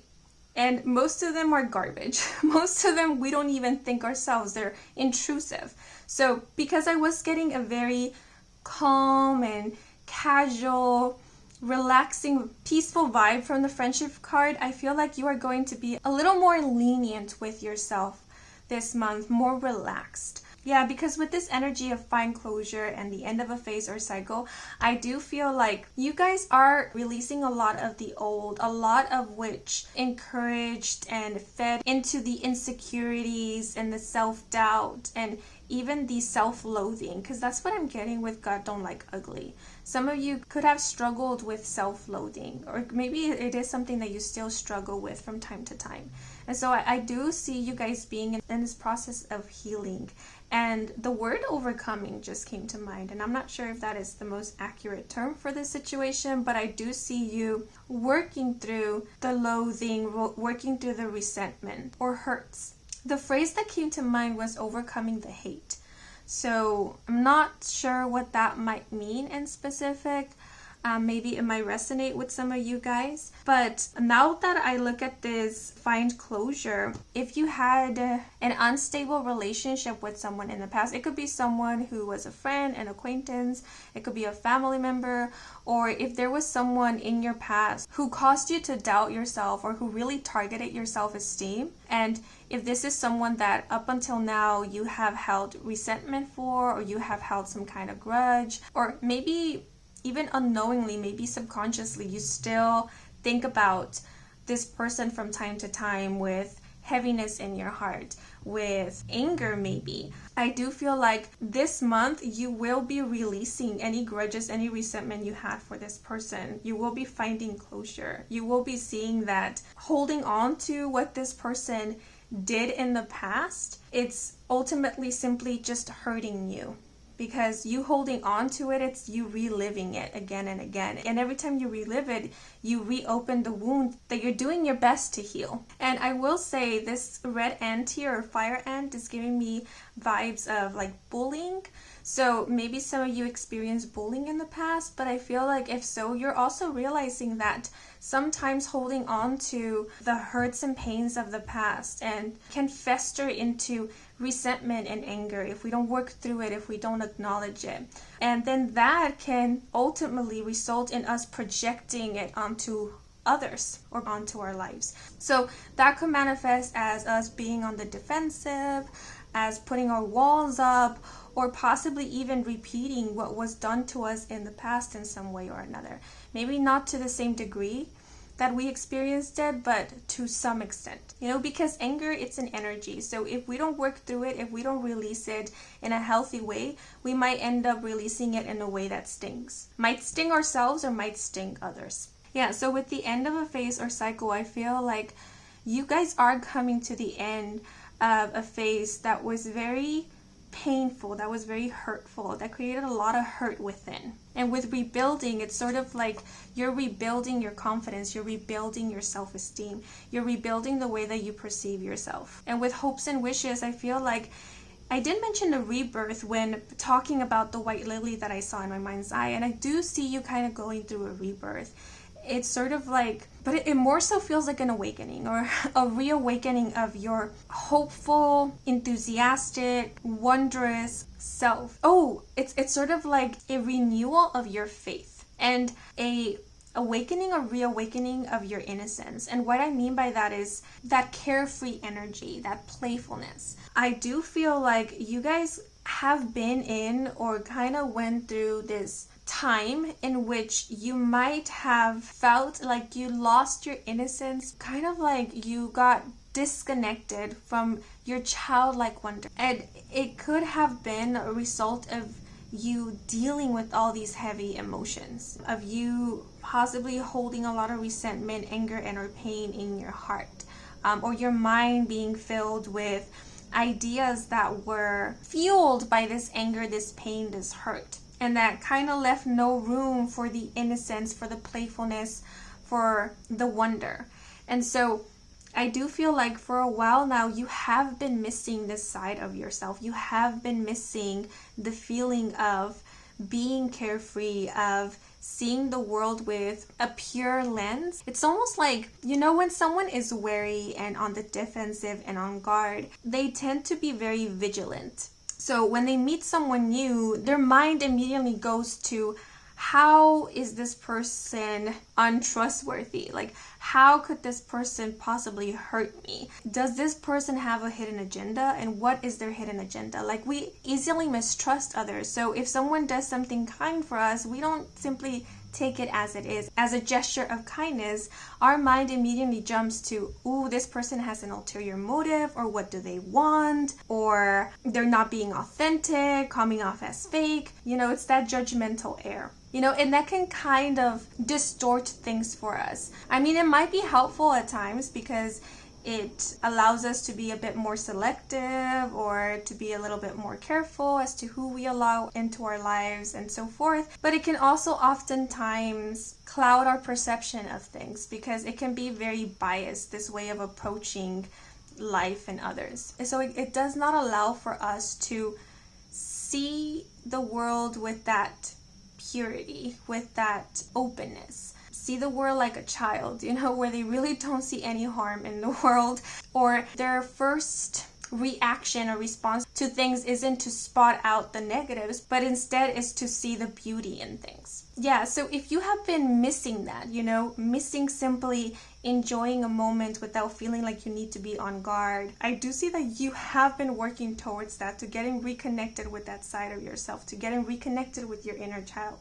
And I do see you embodying more of that, or allowing for more of that to come through in the month of November. And like I said, it feels very easy. So I did mention how this God don't like ugly energy could be popping its head every now and then. So it's not like you're still struggling with this energy and you're doing your best to be in this very playful, innocent, carefree state. I feel it's the opposite. I feel like most of the time you'll be in this energy, and then every now and then you will experience this God don't like ugly energy, because you're still working through it, you're still clearing it out. So whenever this does pop up, or you get flares of these heavy emotions, you can think of it as that being a time where you're clearing it out. You're purging it. So just remember to be gentle with yourself, to not suppress these emotions, feel through them. And by feeling through them, it's like noticing where it is that you feel it in your body, just simply noticing it, acknowledging it. Yeah, so with hopes and wishes, I do see you wishing. Again, I do see you hoping. Again, feeling hopeful.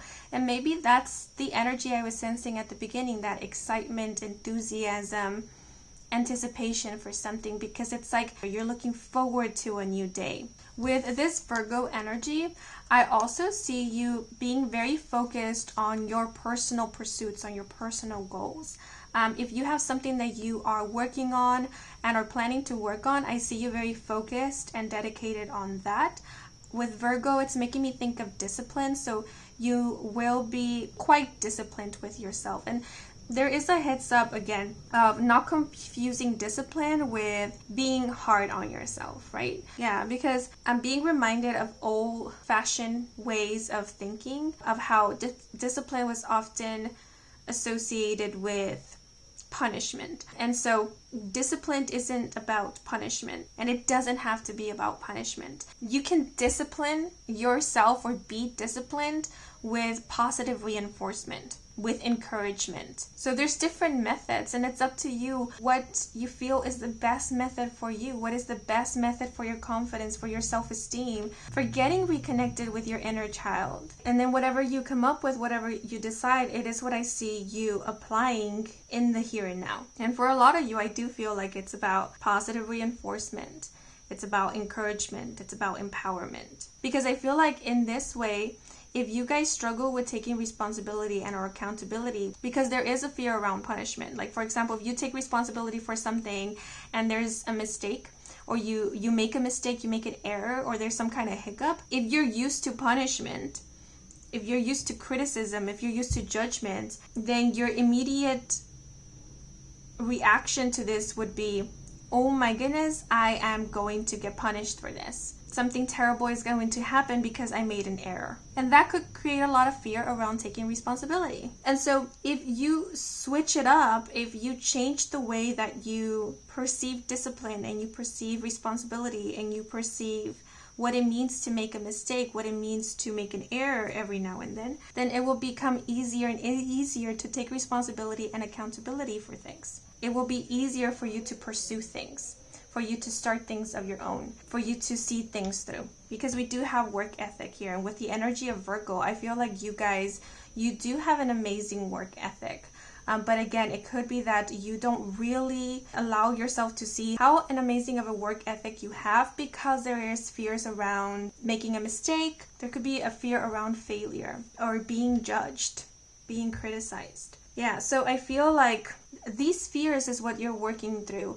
And these are the fears that I see you no longer allowing for them to have a hold on you, for allowing for them to dictate how you live your life. So I do see you being quite focused and quite disciplined this month, with a more understanding approach of your needs and your limits as well. Right? So this would be not putting too much pressure on yourself, or not asking the impossible of yourself, or not making unrealistic plans and goals or having unrealistic expectations. Yeah, so with setting intentions, I do see you setting new goals, but I do feel like these goals will be practical and reasonable. Like these are goals that you can maybe meet in a month's time, or you can take baby steps with. These are goals that are approachable, that don't have you running the other way or feeling overwhelmed. Yeah, because it could also be that in the past, you could have self-sabotaged a lot, and one of the ways that you might have self-sabotage is by making really unrealistic goals for yourself. It's sort of this feeling, I know it might sound very harsh, but it's sort of this feeling of putting yourself up for quote-unquote failure, and it kind of kept you in this negative cycle. It kept you stuck and or feeling stagnant. So what I see here is that you're taking note of this, and you are choosing not to repeat this pattern. You are choosing to give yourself a chance, an opportunity to grow. Yeah, so I do see you guys focus on your work, or focus on like personal goals, on creative endeavors, personal projects. And with waxing crescent, I was reminded of like wax on and wax off of Miyagi, Karate Kid. And that makes me think of discipline, of seeing something through. You know, staying long enough with something to see it through. Like even if it gets a little difficult, even if there are mistakes along the way, it's still staying committed to what it is that you're doing enough to see improvement, enough to see betterment. And I do feel like this will pertain to like a project that you're working on, a skill that a skill that you are improving upon. Yeah, because I feel like for this group, in the past, you might have tended to start things but not finish them. Or you might have often gotten wonderful, beautiful ideas but never actually put them into practice or make something of them. And I feel like in the month of November, you are choosing to approach things differently. Like you're choosing to start something and see it through. But I do want to read the guidebook message associated with this specific card. Oh, this just came to mind. If you guys think of yourselves as a wreck or a shipwreck, you're not. You are not. If anyone ever made you feel like you were, please don't internalize that. You know, we all have things we need to work through. We all have things we need to improve upon. We all have things we need to heal and to learn. But that doesn't make us a shipwreck or a wreck. And it's important for us not to internalize those things or identify ourselves as that, because it creates a lot of shame, and shame is a very tough emotion. It allows for no growth.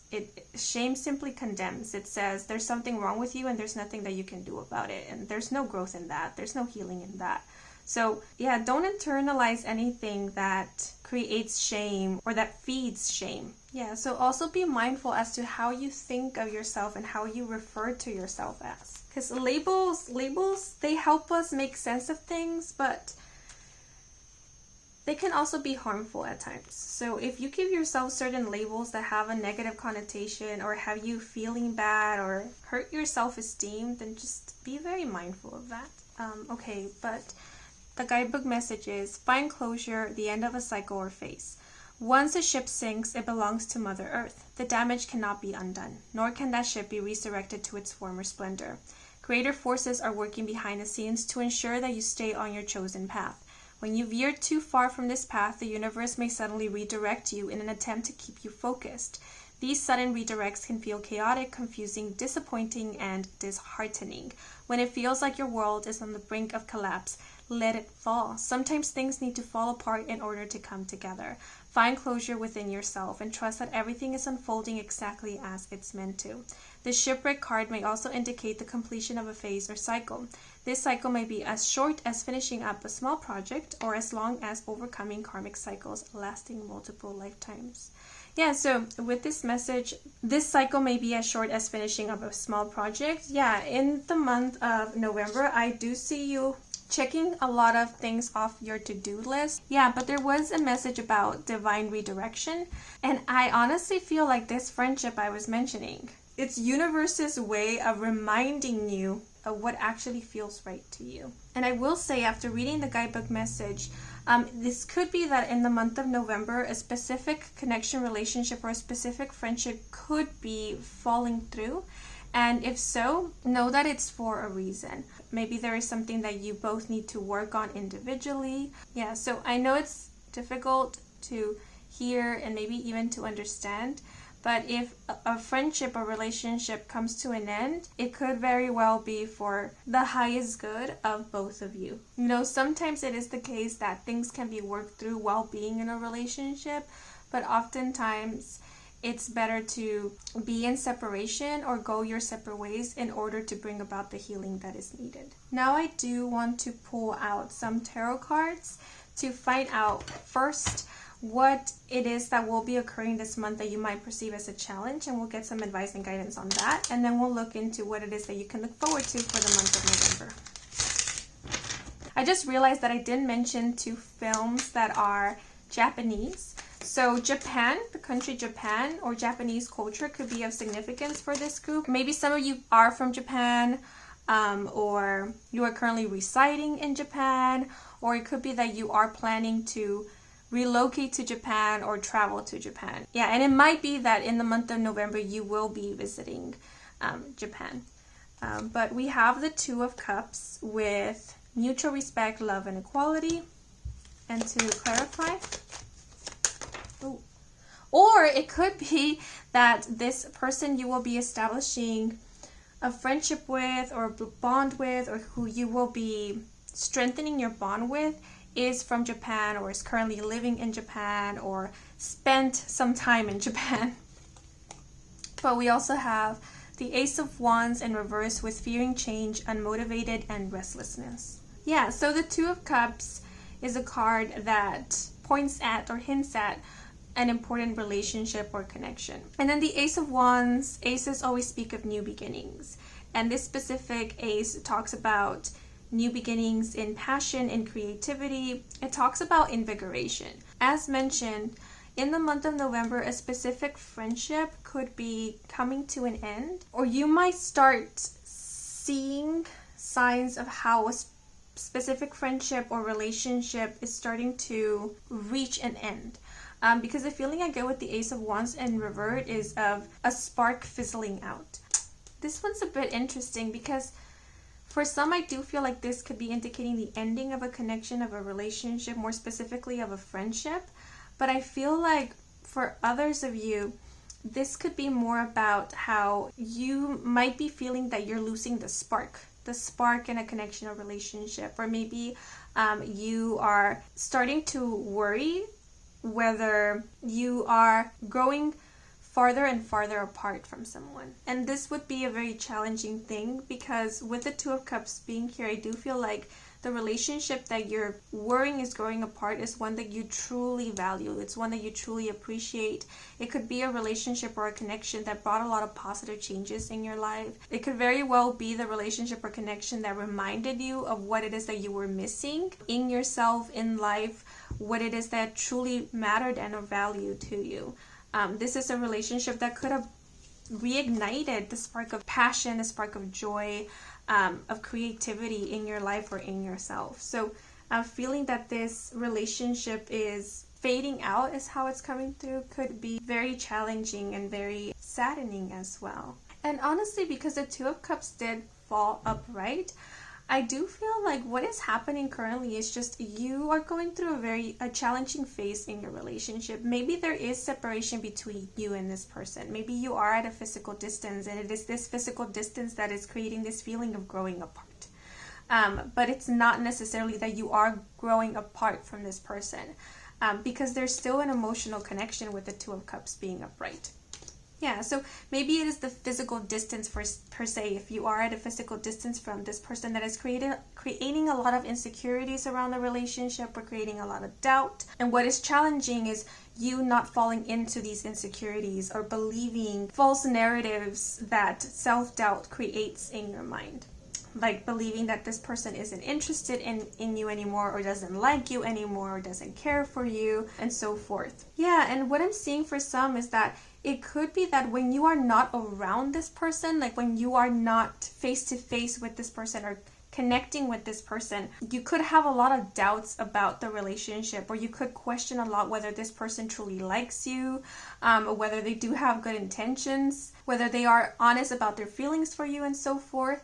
But when you are in the presence of this person, when you are with this person, when you are connecting and communicating with this person, all those doubts, all those insecurities, all those fears fall away. They immediately fall away, because once being with this person, you are immediately reassured that the connection between you both is as strong as ever, that this person truly does care for you, and that the affection, the love, the respect that you have, it's mutual. Yeah, because I'm even getting something here with the Two of Cups, that some of you, when you're not around this person, or when you haven't communicated with this person in a while, you might even tend to doubt whether you still feel the same way about this person, whether you still want to be in a relationship with this person, whether you feel attracted to this person. Because the Two of Cups and the Ace of Wands can also speak about attraction. It's like you start questioning your own feelings for this person. And that could also be a manifestation of like insecurities, low self-esteem, self-doubt, and so forth. But then when you see this person, when you hear from them, when you're with them, those doubts fall away, because you immediately realize for yourself that you really like this person, that you like being around them, that it's the greatest time when you are with them. It's like you are reassured about your feelings for this person. There's a lot of different messages that is coming through for this group, so I will ask of you to use your discernment. Only take what resonates.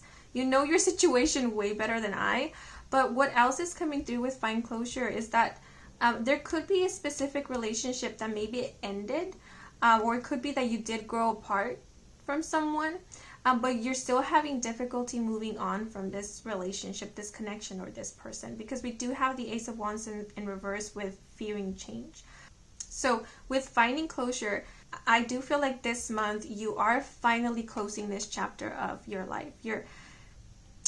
You're finding closure in this relationship. What I'm seeing here is that you are accepting that you still have feelings for this person, that you still care about this person deeply, and that they will always have a special place in your heart and in your memories, but you are choosing to no longer hold on to them.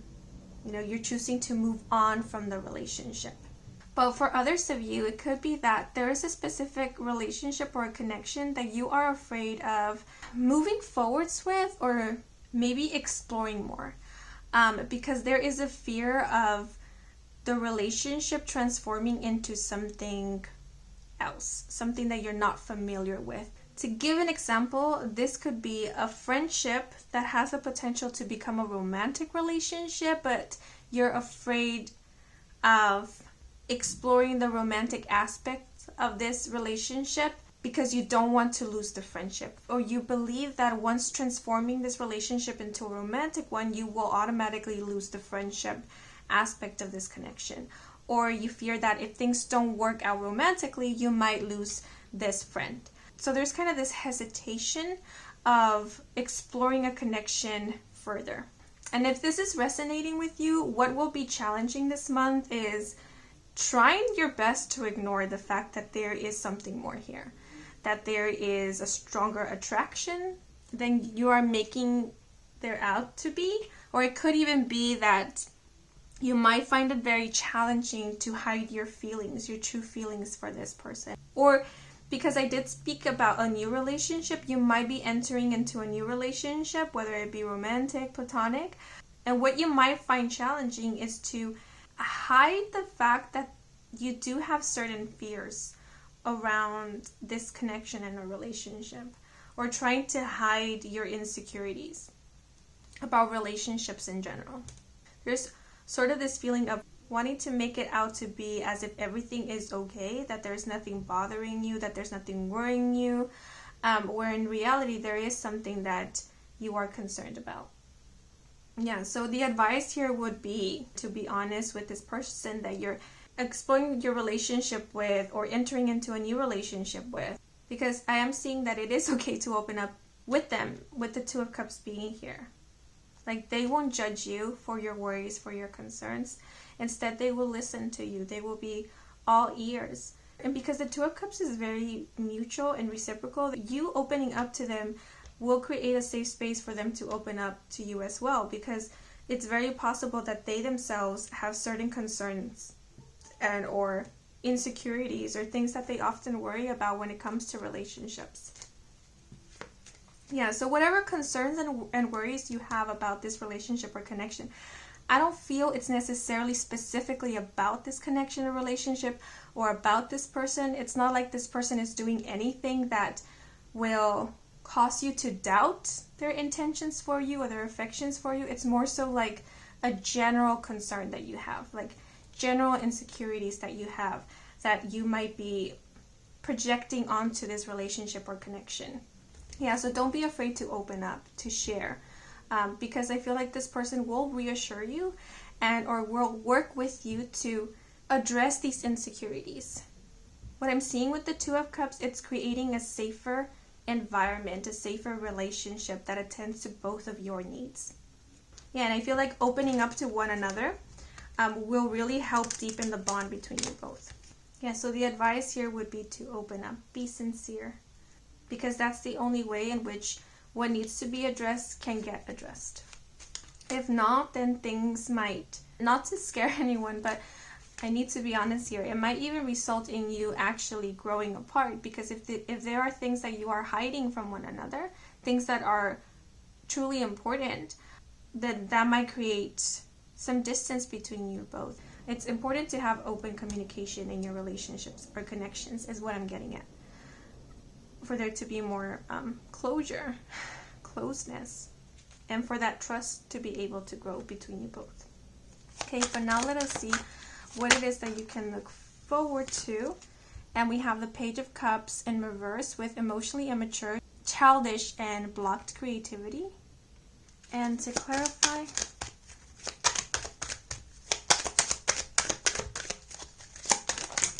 ooh, okay, so those are too many cards. Let me try one more time.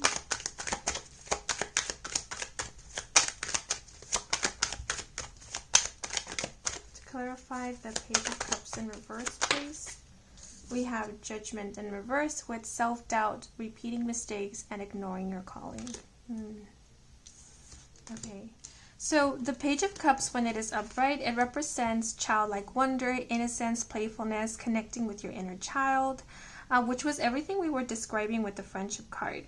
And then Judgment in reverse reminds me of everything that was mentioned that you guys are working on and are healing, you know, self-doubt, self-criticism, and so forth.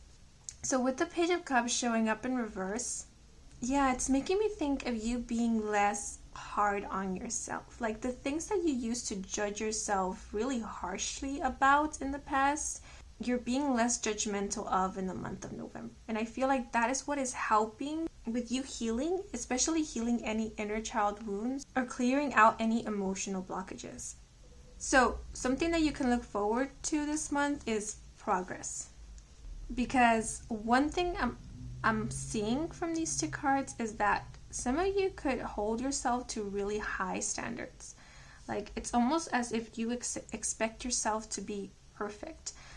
You expect yourself to be someone without faults, someone who never experiences basic human emotions such as anger, someone who is never envious, someone who is never judgmental. Yeah, because I did mention a very pure energy. You could be expecting yourself to be utterly wholesome, pure, and without any faults. That really high expectations, those really high standards could have resulted in you looking down on yourself, the you who is right now, or as mentioned, in you being very judgmental of yourself. And so with these two cards, what I'm seeing is that you're accepting that you are human and that you are imperfect. You are perfect in your uniqueness, but this isn't perfection in the sense of having absolutely nothing to grow from, nothing to learn from. Because, you know, when something is perfect, it's perfect. There's nothing more to add to it, which is why it's very unrealistic to seek perfection, because the point of having a human experience is to evolve, to grow. So How can there be growth when perfection has been reached? It doesn't make sense. So I see you coming to this realization that you are your own person and you will be different from others. And there will be things that you are really good at, things that can come naturally to you, but there will also be things that you need to maybe put a little bit more effort into. There will be things that you don't know right from the get-go. There will be things that will not come at all easy to you. There will be things that you might end up not being really good at. And that is all okay. It's all okay. Because you're not meant to be good at everything. You're not meant to be perfect. You're not meant to be a cutout version of something else.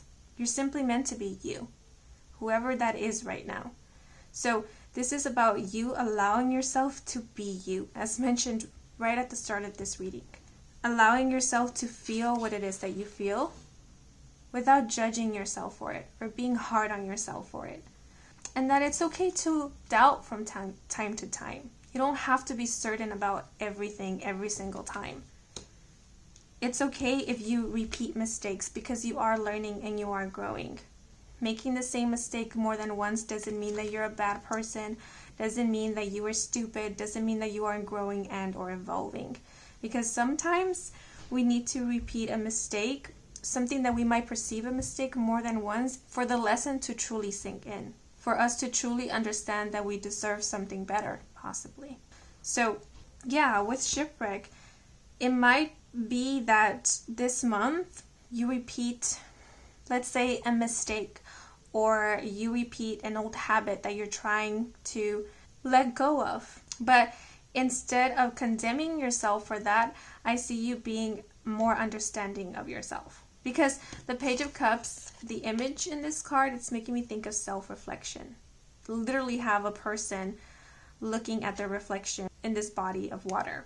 So I do see you taking some time to self-reflect instead of self-punish. So I see you being a lot more honest with yourself, a lot more upfront. Also with the Page of Cups and Judgment being in reverse, if there was ever an energy around you, for example, let's say a person who was very judgmental, who was very emotionally unstable, emotionally immature, who tended to, not take responsibility or accountability for their own actions or for their own emotions. And this is an energy or person that took a center role in your life, or they had a huge influence on you.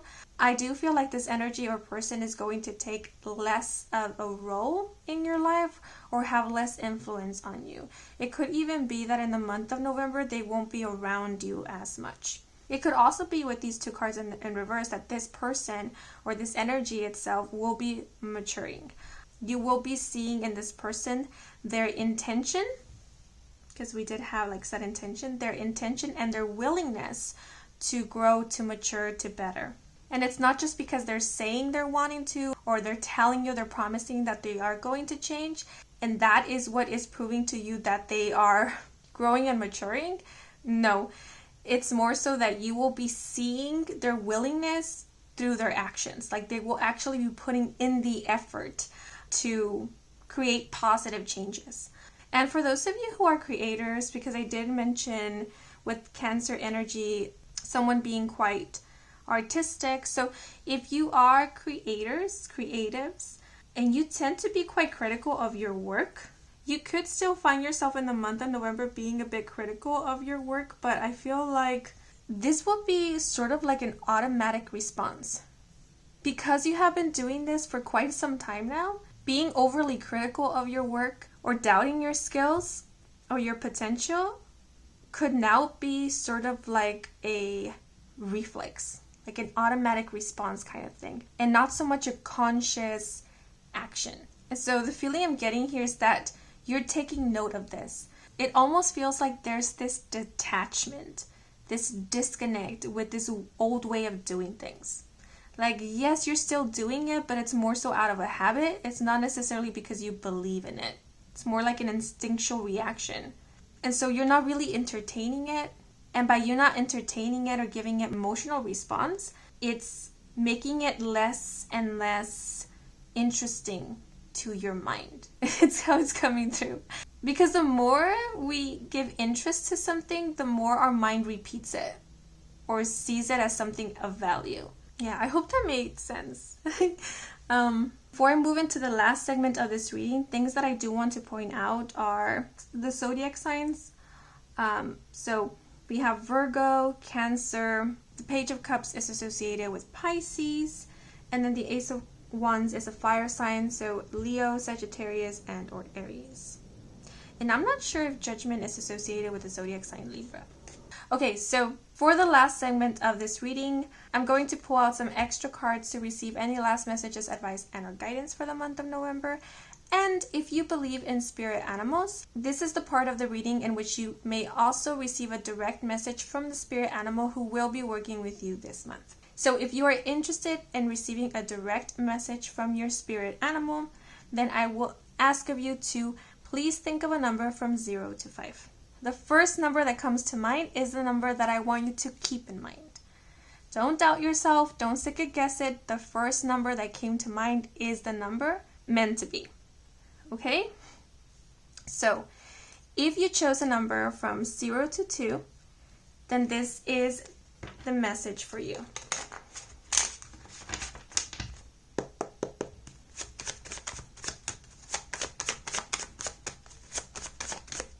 Okay? So we have Puma with action. So the Puma is the spirit animal who will be working with you this month. And the message for you is, Puma comes from a long line of cats notorious for their inclination towards sudden aggressive action. At times this may be necessary, but she reminds us to be mindful of this propensity, encouraging us to take heed before acting. Haste in and of itself can lead to dire consequences. Puma encourages us to be patient and reflect before taking action. In doing so, we avoid unsavory consequences. Her greatest wish is for us to remain intensely focused before pouncing. Okay? And now for those of you who chose a number from 3 to 5, this is the message meant for you.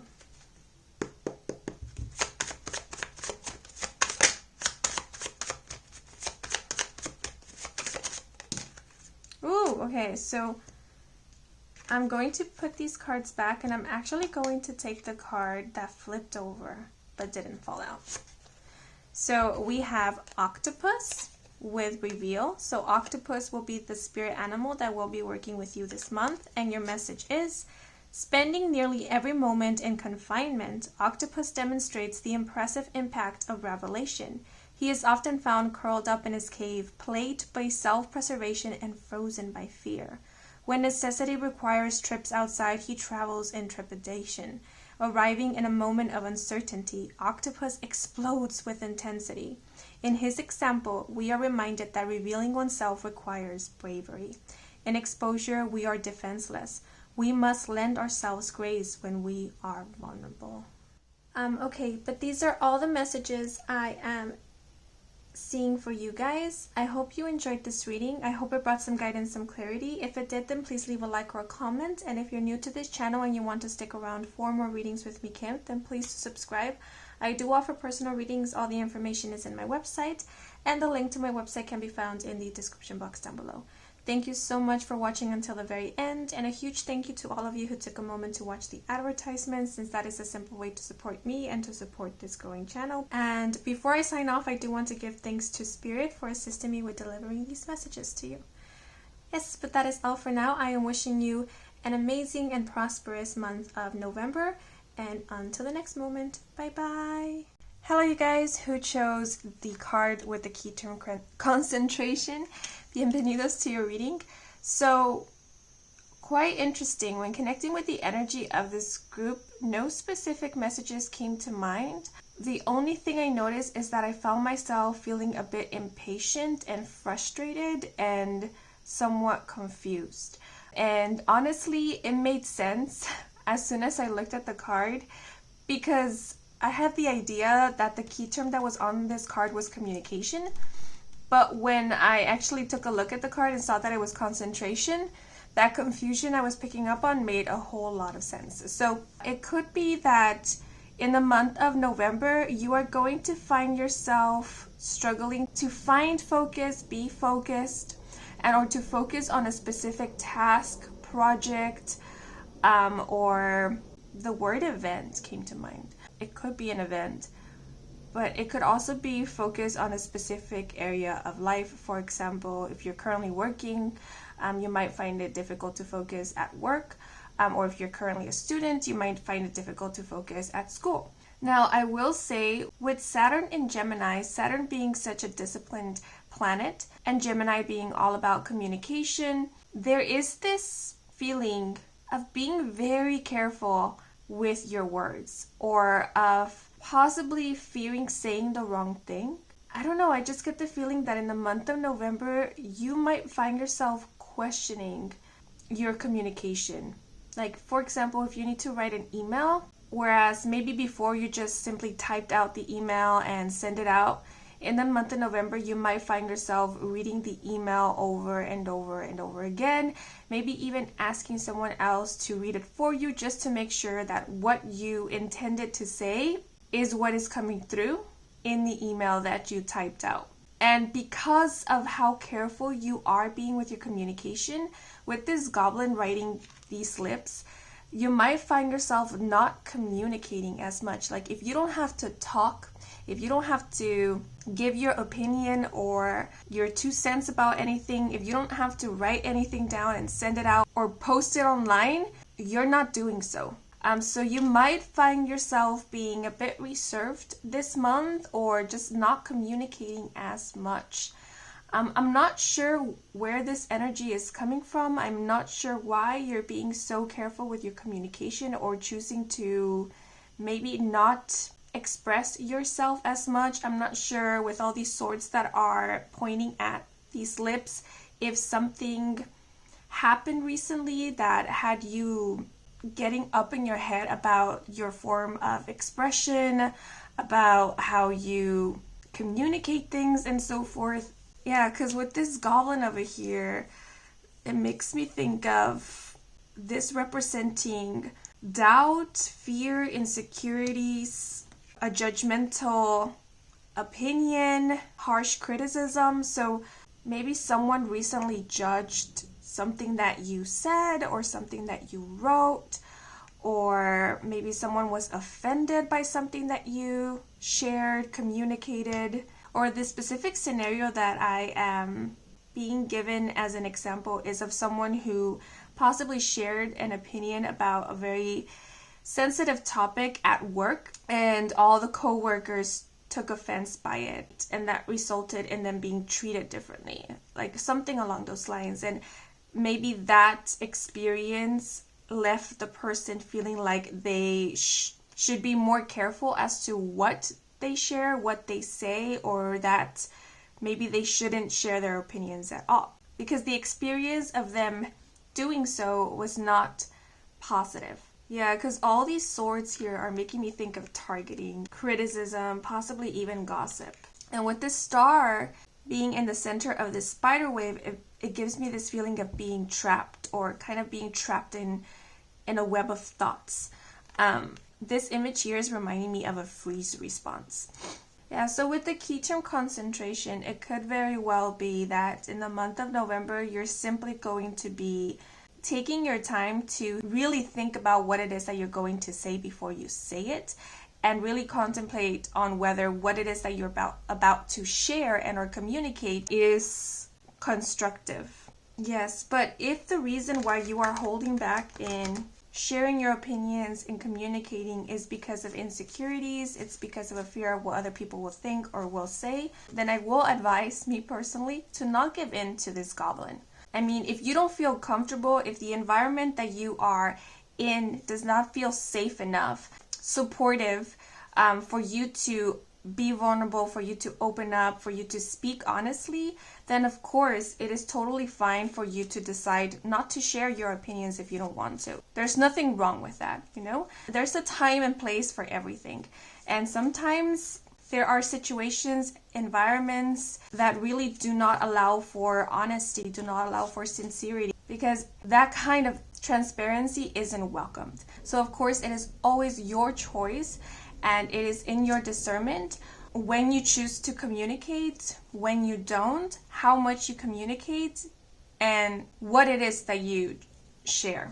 But if you find yourself not speaking up because of a fear of being rejected, judged, criticized, or you fear being misinterpreted, then I would suggest to, instead of simply giving into this fear, look more into it. One experience does not have to represent every other experience that you will have in the future. One person's opinion is not an example of what everyone will think or does think. If one person misinterpreted your words, it doesn't necessarily have to mean that you don't know how to communicate and express yourself, because remember, everyone interprets things differently and everyone has different perceptions. So it's very possible that the person who misinterpreted your words maybe was projecting something onto you. Maybe they had a unique perception about something that you said, or they have a unique way of interpreting certain expressions or tones, etc. So yeah, I guess the point here is be very mindful as to not internalize a single experience or one person's reaction and or response to something that you said and or did. It is important to take responsibility and accountability for our actions, but it's also important to not be as quick to take full responsibility for everything, especially for things that are out of our control. For example, somebody else's response and or reaction. And it's also important to really assess the situation before pointing fingers at anybody, including yourself. Because if we were simply to place blame, then we wouldn't be learning anything. We wouldn't be giving any room for growth, betterment, and or improvement. Alright, let me pull out the rest of the cards. With this star being trapped in this spider web, there could be a certain problem that presents itself to you this month that you might feel a bit bamboozled by. This could be an everyday challenge and a problem, but for some, especially for those of you who are students, it could literally be a problem. Like, for example, if you're taking a math class, this could be a math problem or maybe theorem that you're stumped by. And I'm also seeing someone struggling with technology, so maybe there might be a problem with a tech of yours, computer, or software. The web, get it? The web. So internet connectivity or Wi-Fi issues, and it might take you a while to figure out what is going on or how to fix the issue. That's the overall sensation I'm getting with this image. Like, you might be presented with an issue and you might get stumped by it. So it might take you a little while to figure out first what the problem is and then figure out how to solve it. But I do see you solving it because, again, we have Saturn in Gemini, and Saturn is all about discipline and intelligence. So I do see you figuring it out. And I would like to let you know that you guys are intelligent. You're very smart. And I do feel called to let you guys know that you are smarter than you think you are. You might also be very quick-witted. And I honestly feel like you guys are excellent at communication, which is why this energy of, second-guessing yourself, especially second-guessing yourself when it comes to communication, does feel a little off to me, because I feel like you guys are actually really great at communicating. So we have Libra with beauty, balance, fairness, equality, diplomacy, charismatic, as well as people-pleasing, vain, passive, and dependency. And then we have the second house with finances, money, income, material possessions, and self-worth. Yeah, with Libra being here, I feel like you might not notice this, but I feel like you also have a knack of persuading others, or of sort of enchanting others with your words, with your communication. So you might be very charismatic or have a very charismatic way of communicating. Let me shuffle one more time. I even get the feeling that sometimes you leave people stumped when you do choose to share your opinion. And it's because you come through as very logical. You have a knack of getting straight to the point. And that could be the thing that maybe sometimes offends others, because you could come across a lot of people who like things to be sugar coated, or maybe even for things to be not as clear. But your way of expressing is the complete opposite. You can be very honest and sometimes even clear cut.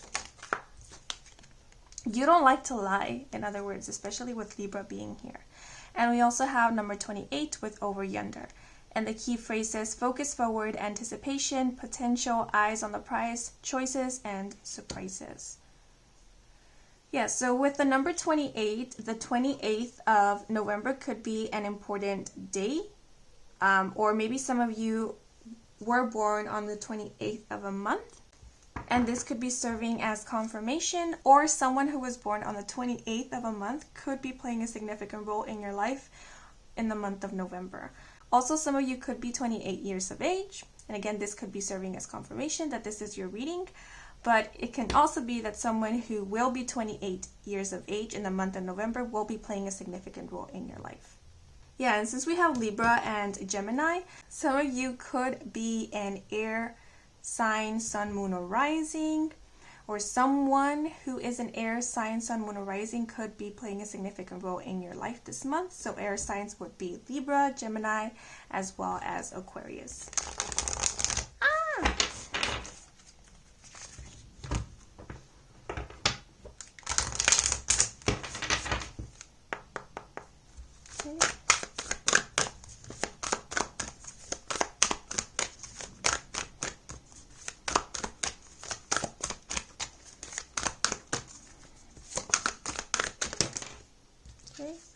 And we have sailor's knot with entanglement, energetic cords, ties, and bonds.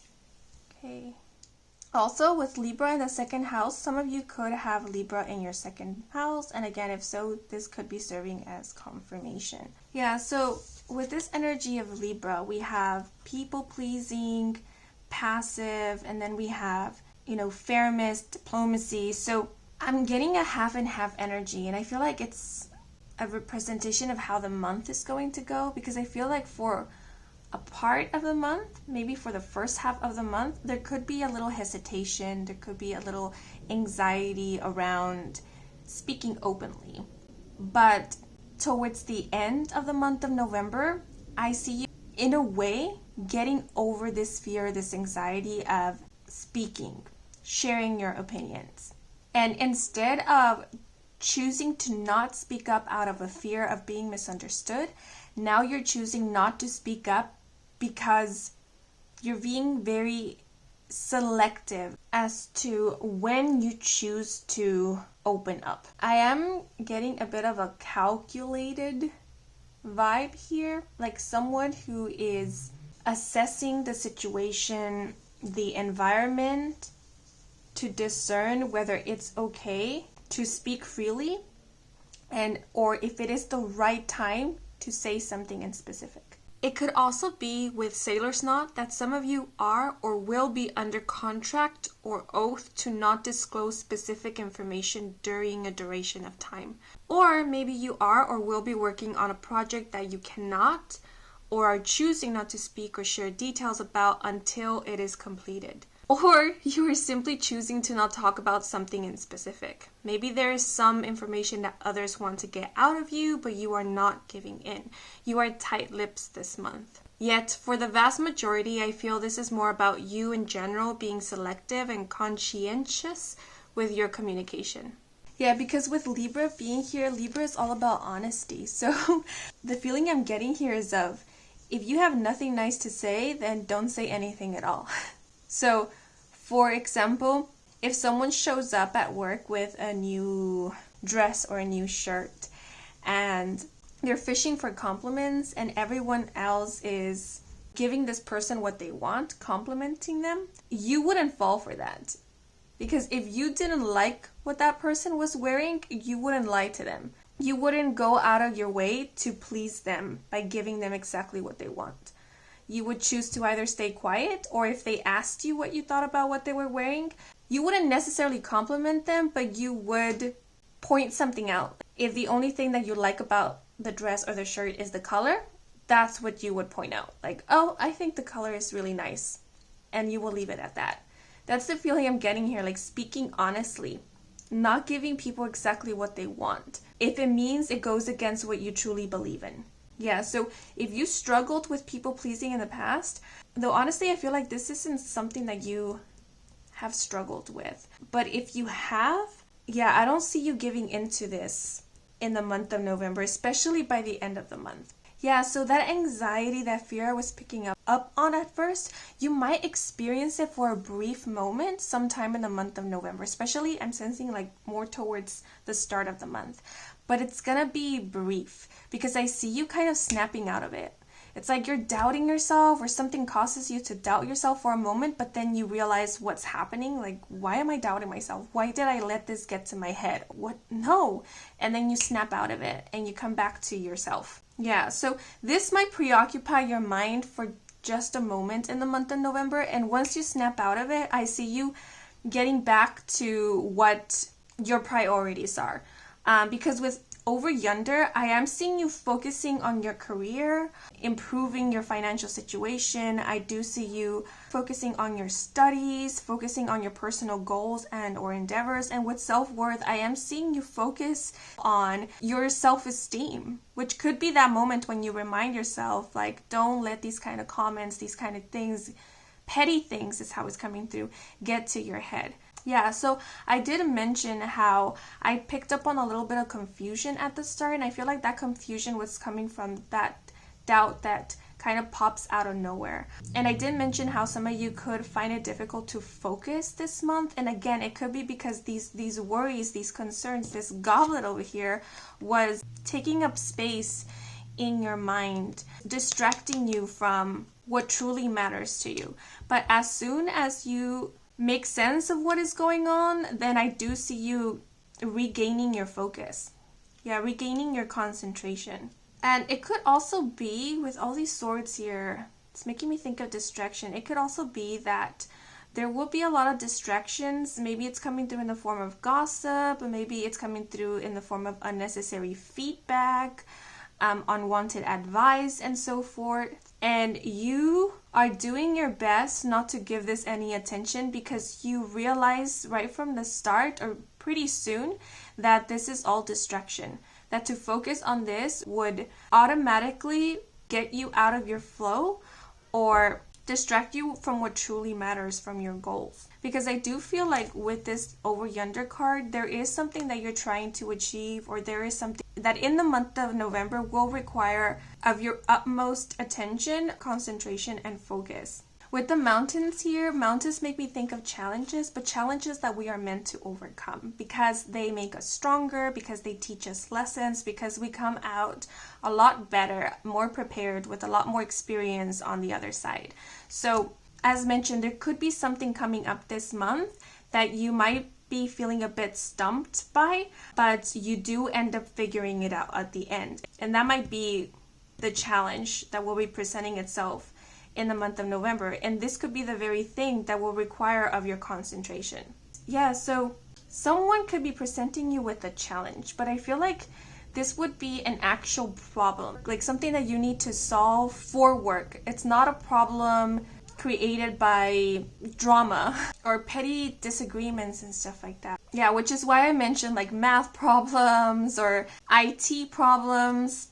To give you another example, this would be someone who is given a task and a challenge presents itself in that task and they need to figure it out in order to complete the task. But in them figuring out this task, they learn a lot. They improve their skills, they gain new knowledge, or they level up in some way. Yeah, so that's the situation I see you being presented with sometime this month.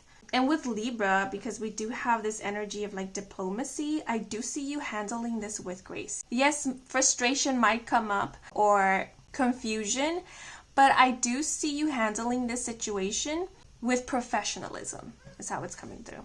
Yeah, because Libra is about the scales, it's about choices and options, and then we do have the key term choices here. So I feel like you are someone who realizes that you do have a choice as how you approach a situation, and you're choosing to approach the situation with level-headedness. You're choosing to react to the stress or the pressure or the challenge with professionalism. It's sort of like, instead of seeing the challenge as an obstacle or as a personal offense, you're seeing it as an opportunity to grow, as an opportunity to learn. And that motivates you, that encourages you to face this challenge head on, to solve the problem, to summit the mountain. Ooh, very out of the blue, but some of you could literally be camping, hiking, or mountain climbing sometime this month.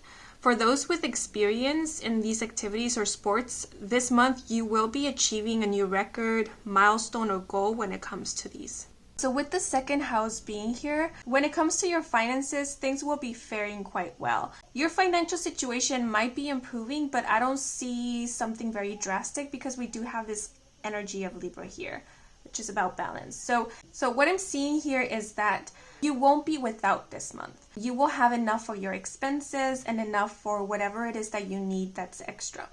And I'm also seeing a situation in which you're getting back in equal amounts what it is that you're putting out. So in terms to, let's say, a salary, how many hours you're working, you're getting paid for those exact hours. So if you're working overtime, you're getting paid for that overtime. So the input equals the output. That's how it's coming through.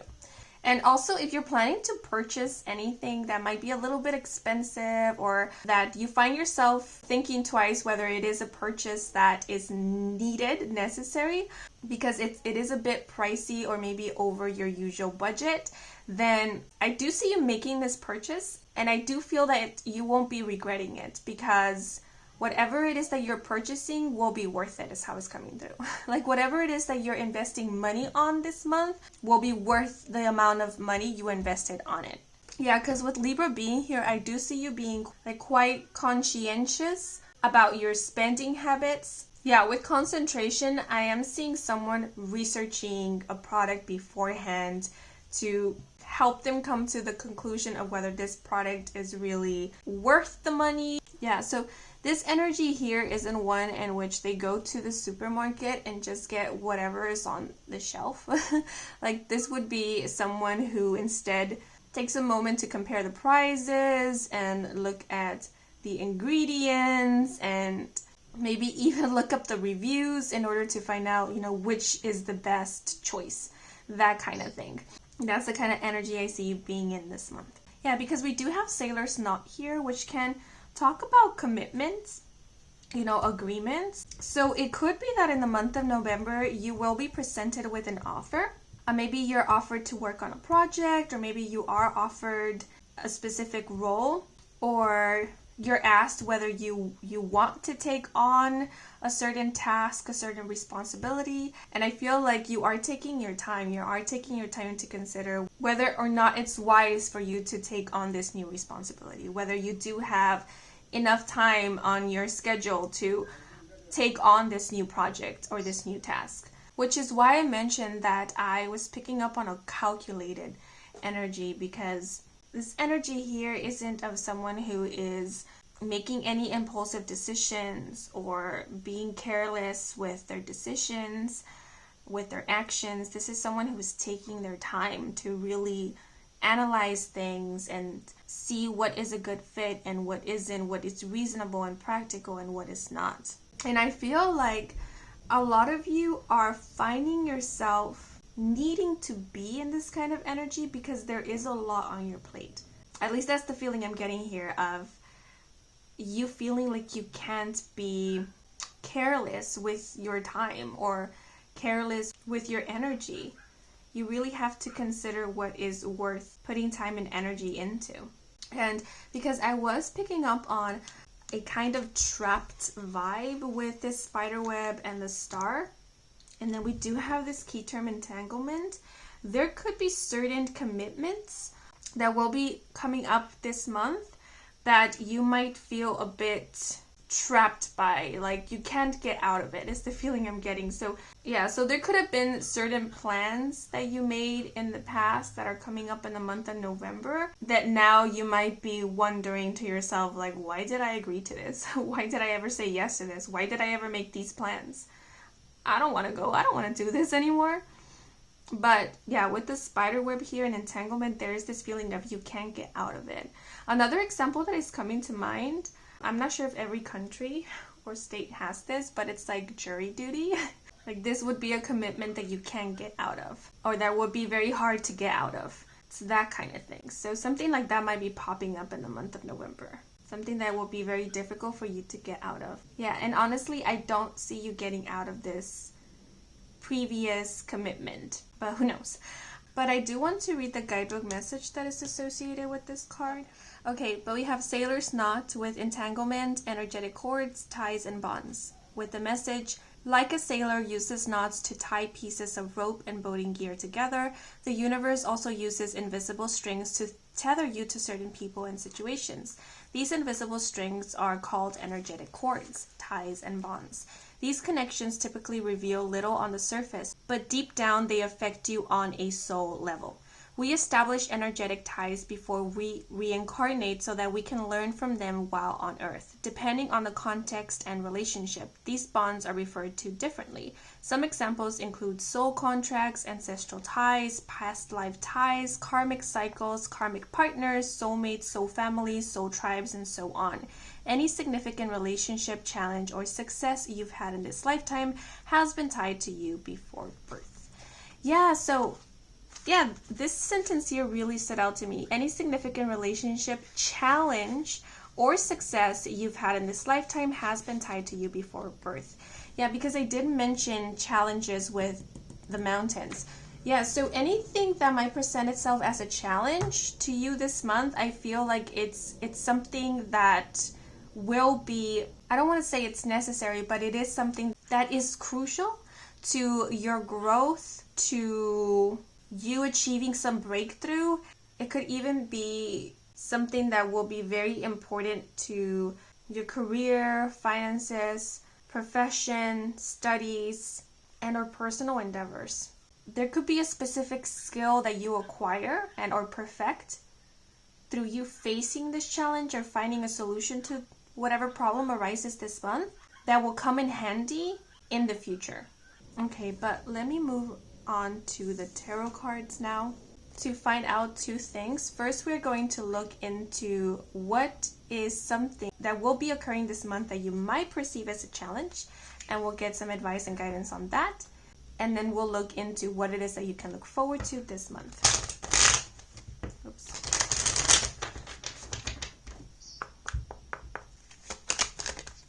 Okay, so we have the Empress, upright with nurturing, fairness, and growth. And to clarify, we have the Ten of Swords, upright with traumatic events, playing the victim, and immense pain. Yeah, so actually more than one thing came to mind when looking at these cards, but the first being that I did mention previously how there could be a lot on your plate already, and how that might be the reason why you're being very careful as to what you choose to take on or take responsibility for from now on. Yeah, and that's the feeling I get with these two cards, because the Empress is very much a leader. The Empress is someone who has a lot of responsibilities and oversees a lot of important projects. And the Ten of Swords speaks about a burnout, feeling overburdened. And because this is sword energy, air energy, which has to do with the mind, with the intellect, again, kind of reminiscent of this image in the concentration card. This could be something like a mental burnout, mental overload, like there's a lot going on in your mind, or you're exerting a lot of mental energy on something. The Ten of Swords could also represent overthinking. Yeah, so the challenging aspect of this month might be to remind yourselves not to bite more than you can chew, and to remember to take it slow every now and then. Because I feel like the Empress knows that they are capable of a lot. And so because they know this, they might ask a lot from themselves. And that might result in them taking on more than they are able to handle at a given moment. So know that you are very capable. As mentioned previously, you guys are highly intelligent.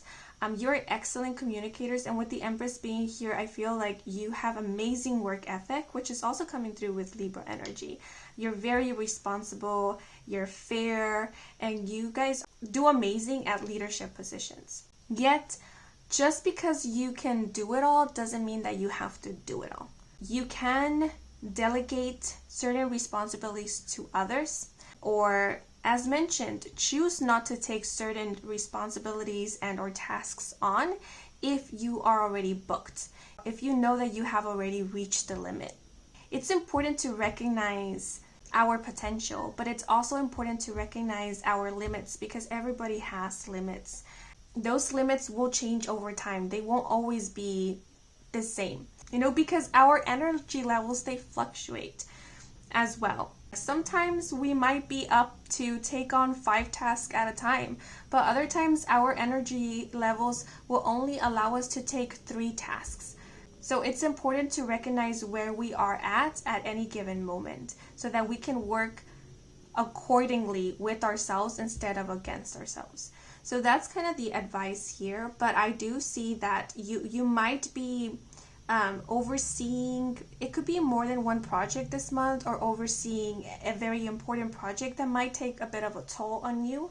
Or there could simply be a lot happening in your life. Maybe there's a lot happening at once in different areas of your life, and that could be taking a bit of a toll on you. But because the Empress did show up in reverse, I will say that you are, as mentioned before, you are handling all of these responsibilities, all of these tasks with such professionalism, because the Empress here looks so very professional and very badass. So I do see you getting to everything that you need to. And that's also kind of the vibe I got from over yonder, because from this key phrase focus forward, I'm sensing a lot of determination. So I see you being very determined to attend to your responsibilities, to do what you feel needs to get done. That's how it's coming through. Now, the other interpretation that came through was that this Empress here could be someone else, actually. And I pointed to the Libra card because the Empress is associated with the zodiac signs Libra and Taurus, which Taurus is associated with the 2nd house.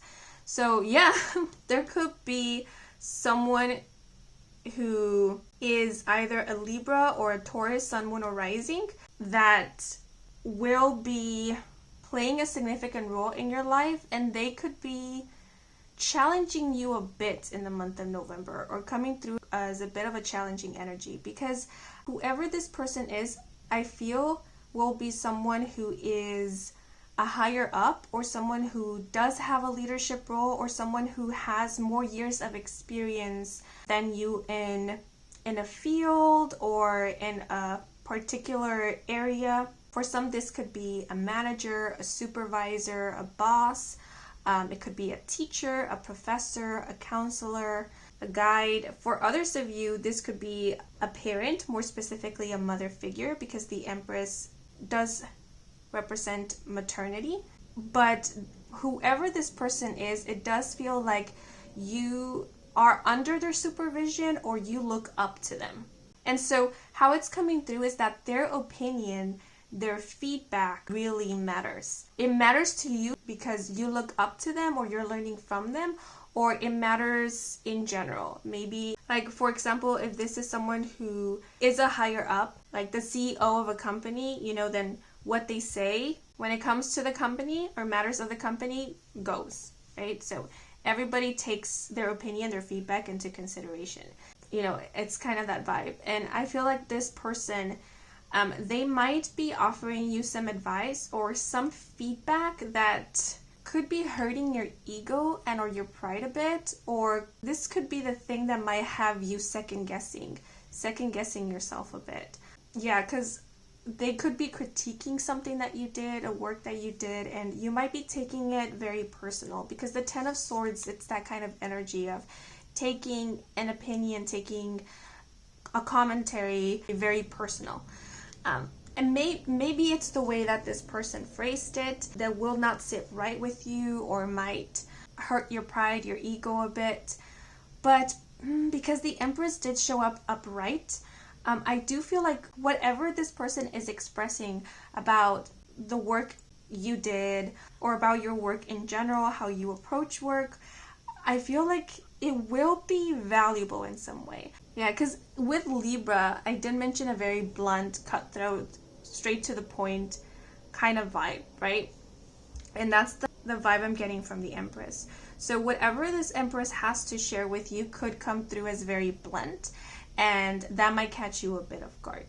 And that might have you up in your head for a good while, maybe a couple of days. But as soon as you kind of detach from the situation, not see it as a personal attack, for example, then you start seeing and recognizing the value in what this Empress shared with you.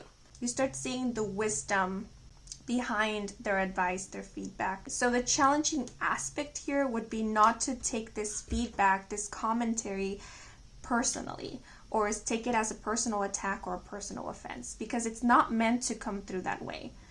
I don't feel it is, because the Empress did show up upright, and the Empress card, when it is upright, does indicate a very nurturing, fair energy. So I don't feel like this is someone who intends to hurt you or put you down or discourage you. On the contrary, I feel like this is someone who is wanting to see you grow, is wanting to see you improve, and sees a lot of potential in you. Yeah, but you know, it's kind of the situation where the truth, no matter how valuable, how helpful, can sometimes hurt. And we have to first get over that hurt, the pain, in order to see the value of it. So that's kind of the situation I'm seeing here. You will be receiving some very harsh truths that will cut a bit when first received, but will end up serving you so much later on.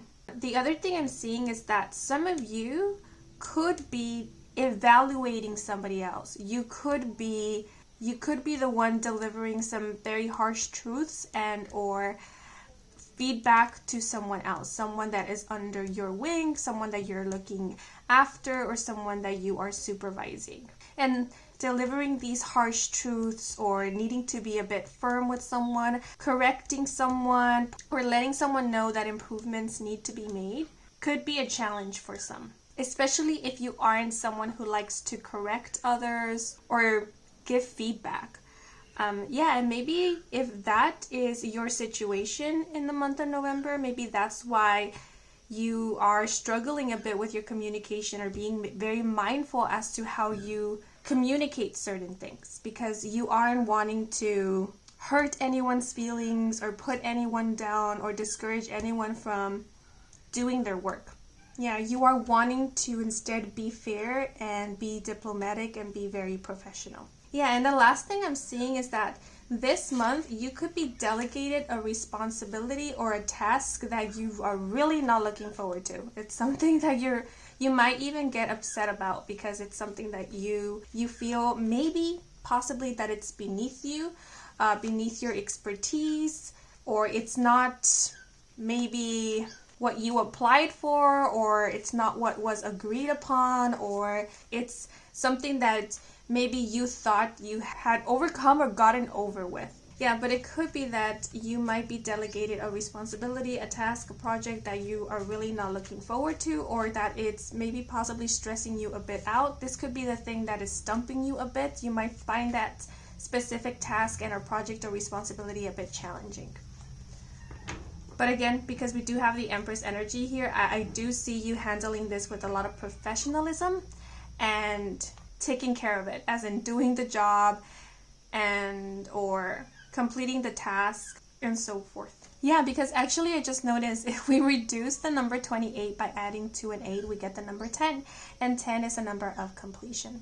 So whatever it is that you need to do or complete in the month of November, you will be completing it. Some of you could also be needing to make an executive decision this month, which you might not be looking forward to making. Okay, but now I want to pull out some cards to find out what it is that you can look forward to in the month of November. Yeah, and we have the 10 again here in the 10 of Swords. You could be seeing a lot of repeated 10s this month. Like 10, 10.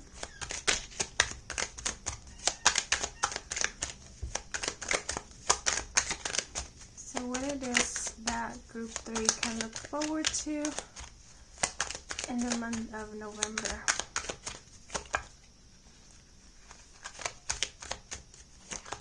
Okay.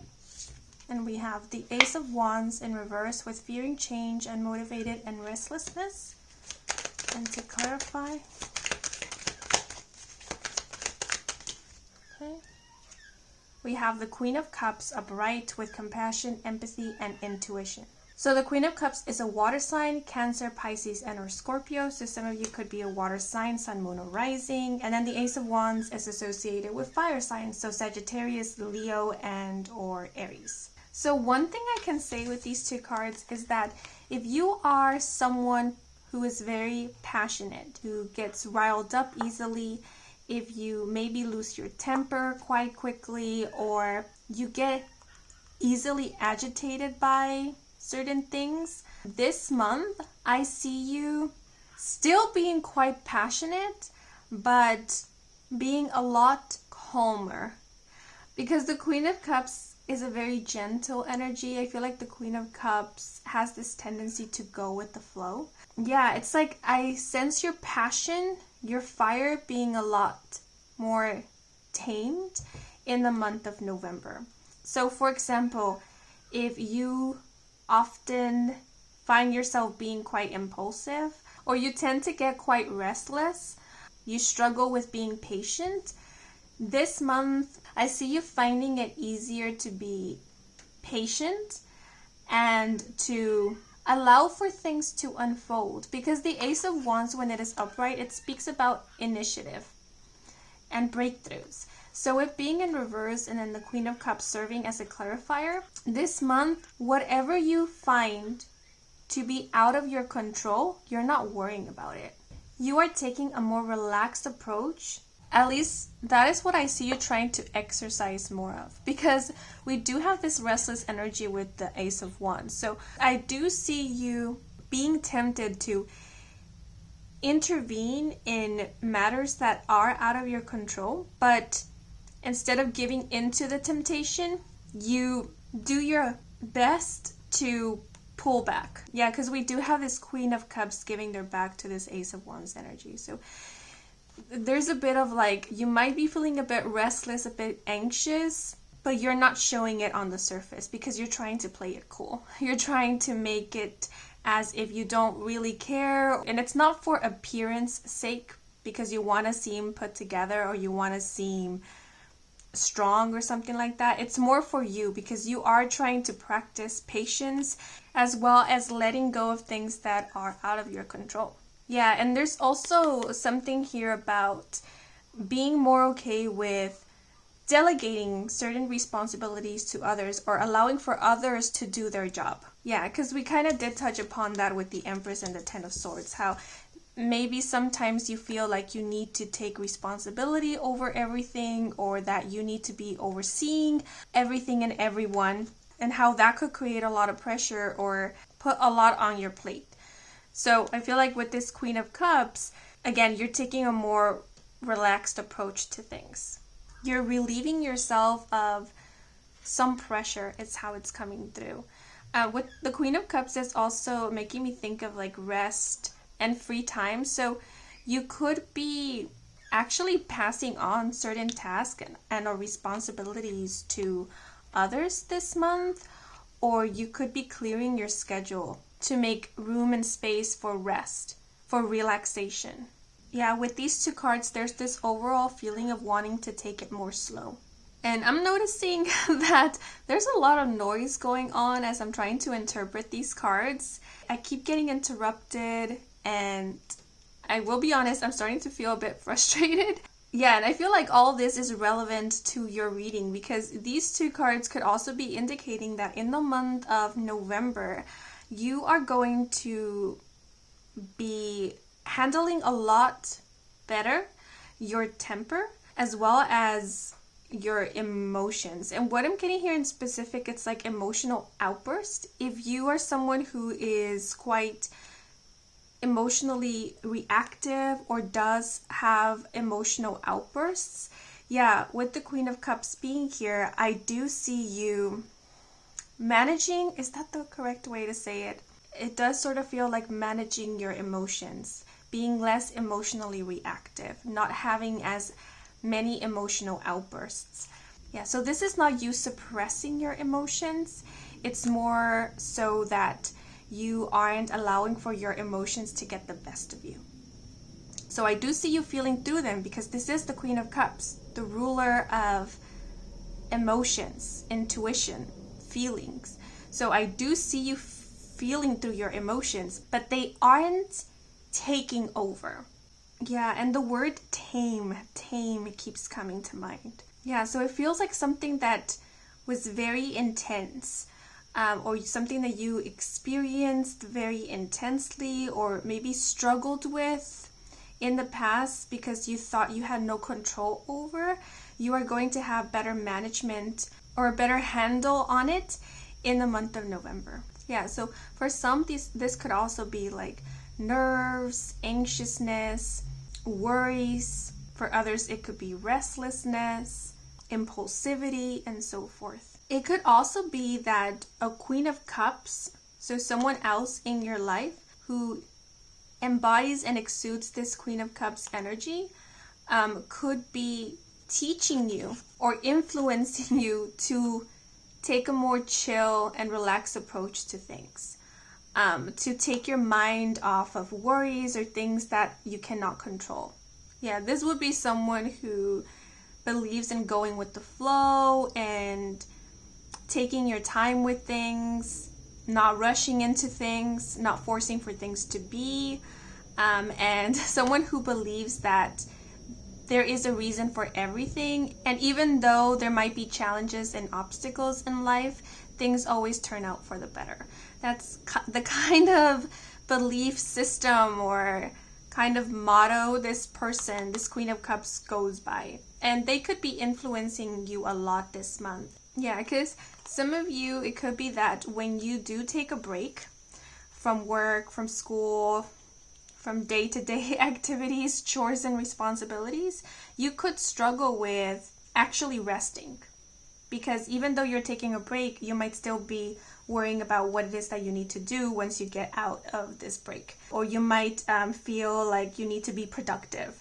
And so you might find it very difficult to actually relax. And so this Queen of Cups will help you in finding ways to relax, or ways to get your mind off of worries and or responsibilities, how to get in the flow, stay in the flow, and even have fun. Have fun while you are taking a break. This Queen of Cups can definitely help you get your mind off of work. And this could be a friend, this could be a colleague, this could be someone who is a water sign, sun, moon, or rising. So again, Cancer, Pisces, and or Scorpio.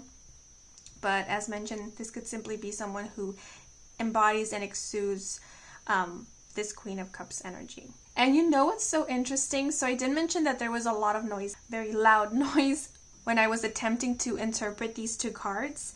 And what I noticed is that the more I tried to push through, continue recording while there was all this noise going on, the more noise erupted. But as soon as I gave in and decided to wait until the noise subsided, kind of like surrendered to the situation, what was happening, that's when everything went quiet. And right now everything is completely quiet, no more noise. So yeah, the Queen of Cups can also represent surrendering. So you could be also applying that to your life in the month of November, where instead of forcing for things to be or forcing for things to go your way, you're simply surrendering to the current of things. And you're realizing that that gets you results a lot faster, or helps for things to progress a lot faster and with more ease. Yeah, so I feel like in the past, with the Empress being here, you found that taking initiative and taking action and being at the forefront was what really got things moving, or was what helped make things happen for you. And so you kind of learned to do that. whenever you did face challenges and or obstacles or opposition, because you saw that it reaped you results, positive results in the past. But now you're seeing that there can be a different approach to things, that you can release a little bit of control and surrender to things and also have positive results. So I see you practicing more of that, learning to kind of ease into that. And what you're getting from that is you feeling less stressed and less concerned and more relaxed.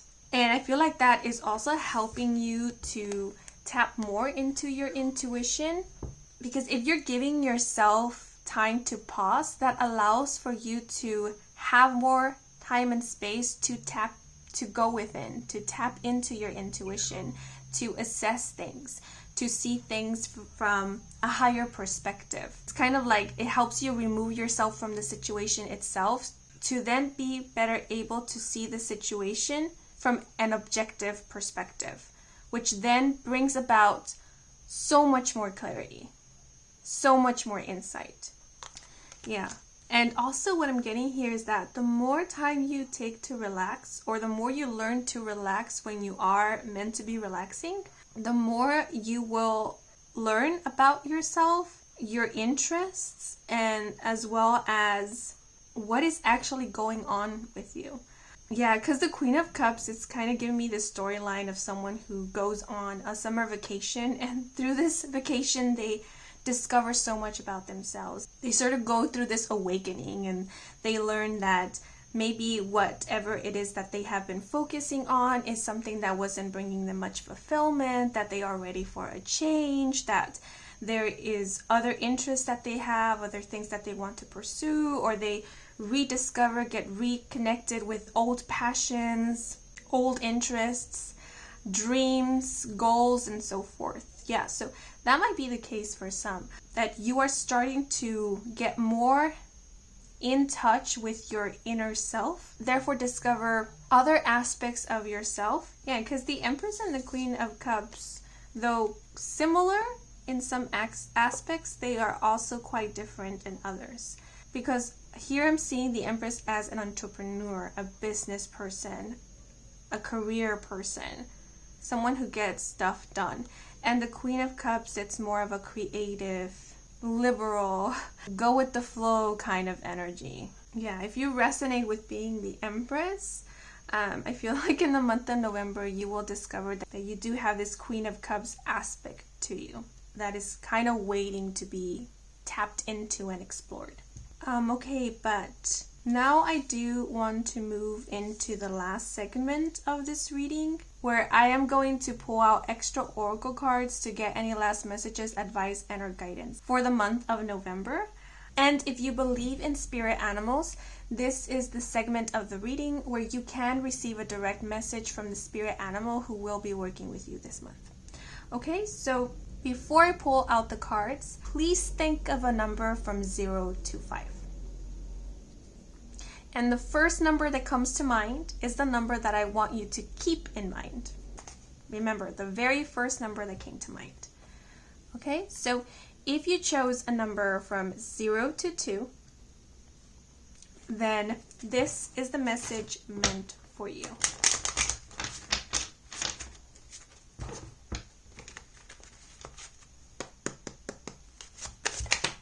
Ooh, okay. So I'm going to take the card that actually fell out, and we have the salamander with adaptability.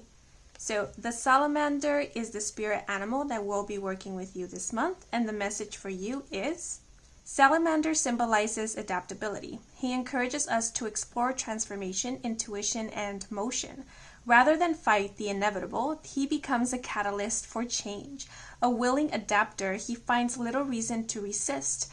Living through loss, he brings gifts of renewal, regeneration, and growth. He beckons us to manifest what we need. Salamander teaches us that loss exists in our minds. The road to restoration begins in our heart. Yeah, so this message here reminds me of the Queen of Cups. Okay, but if you chose any number from 3 to 5, then this is the message meant for you.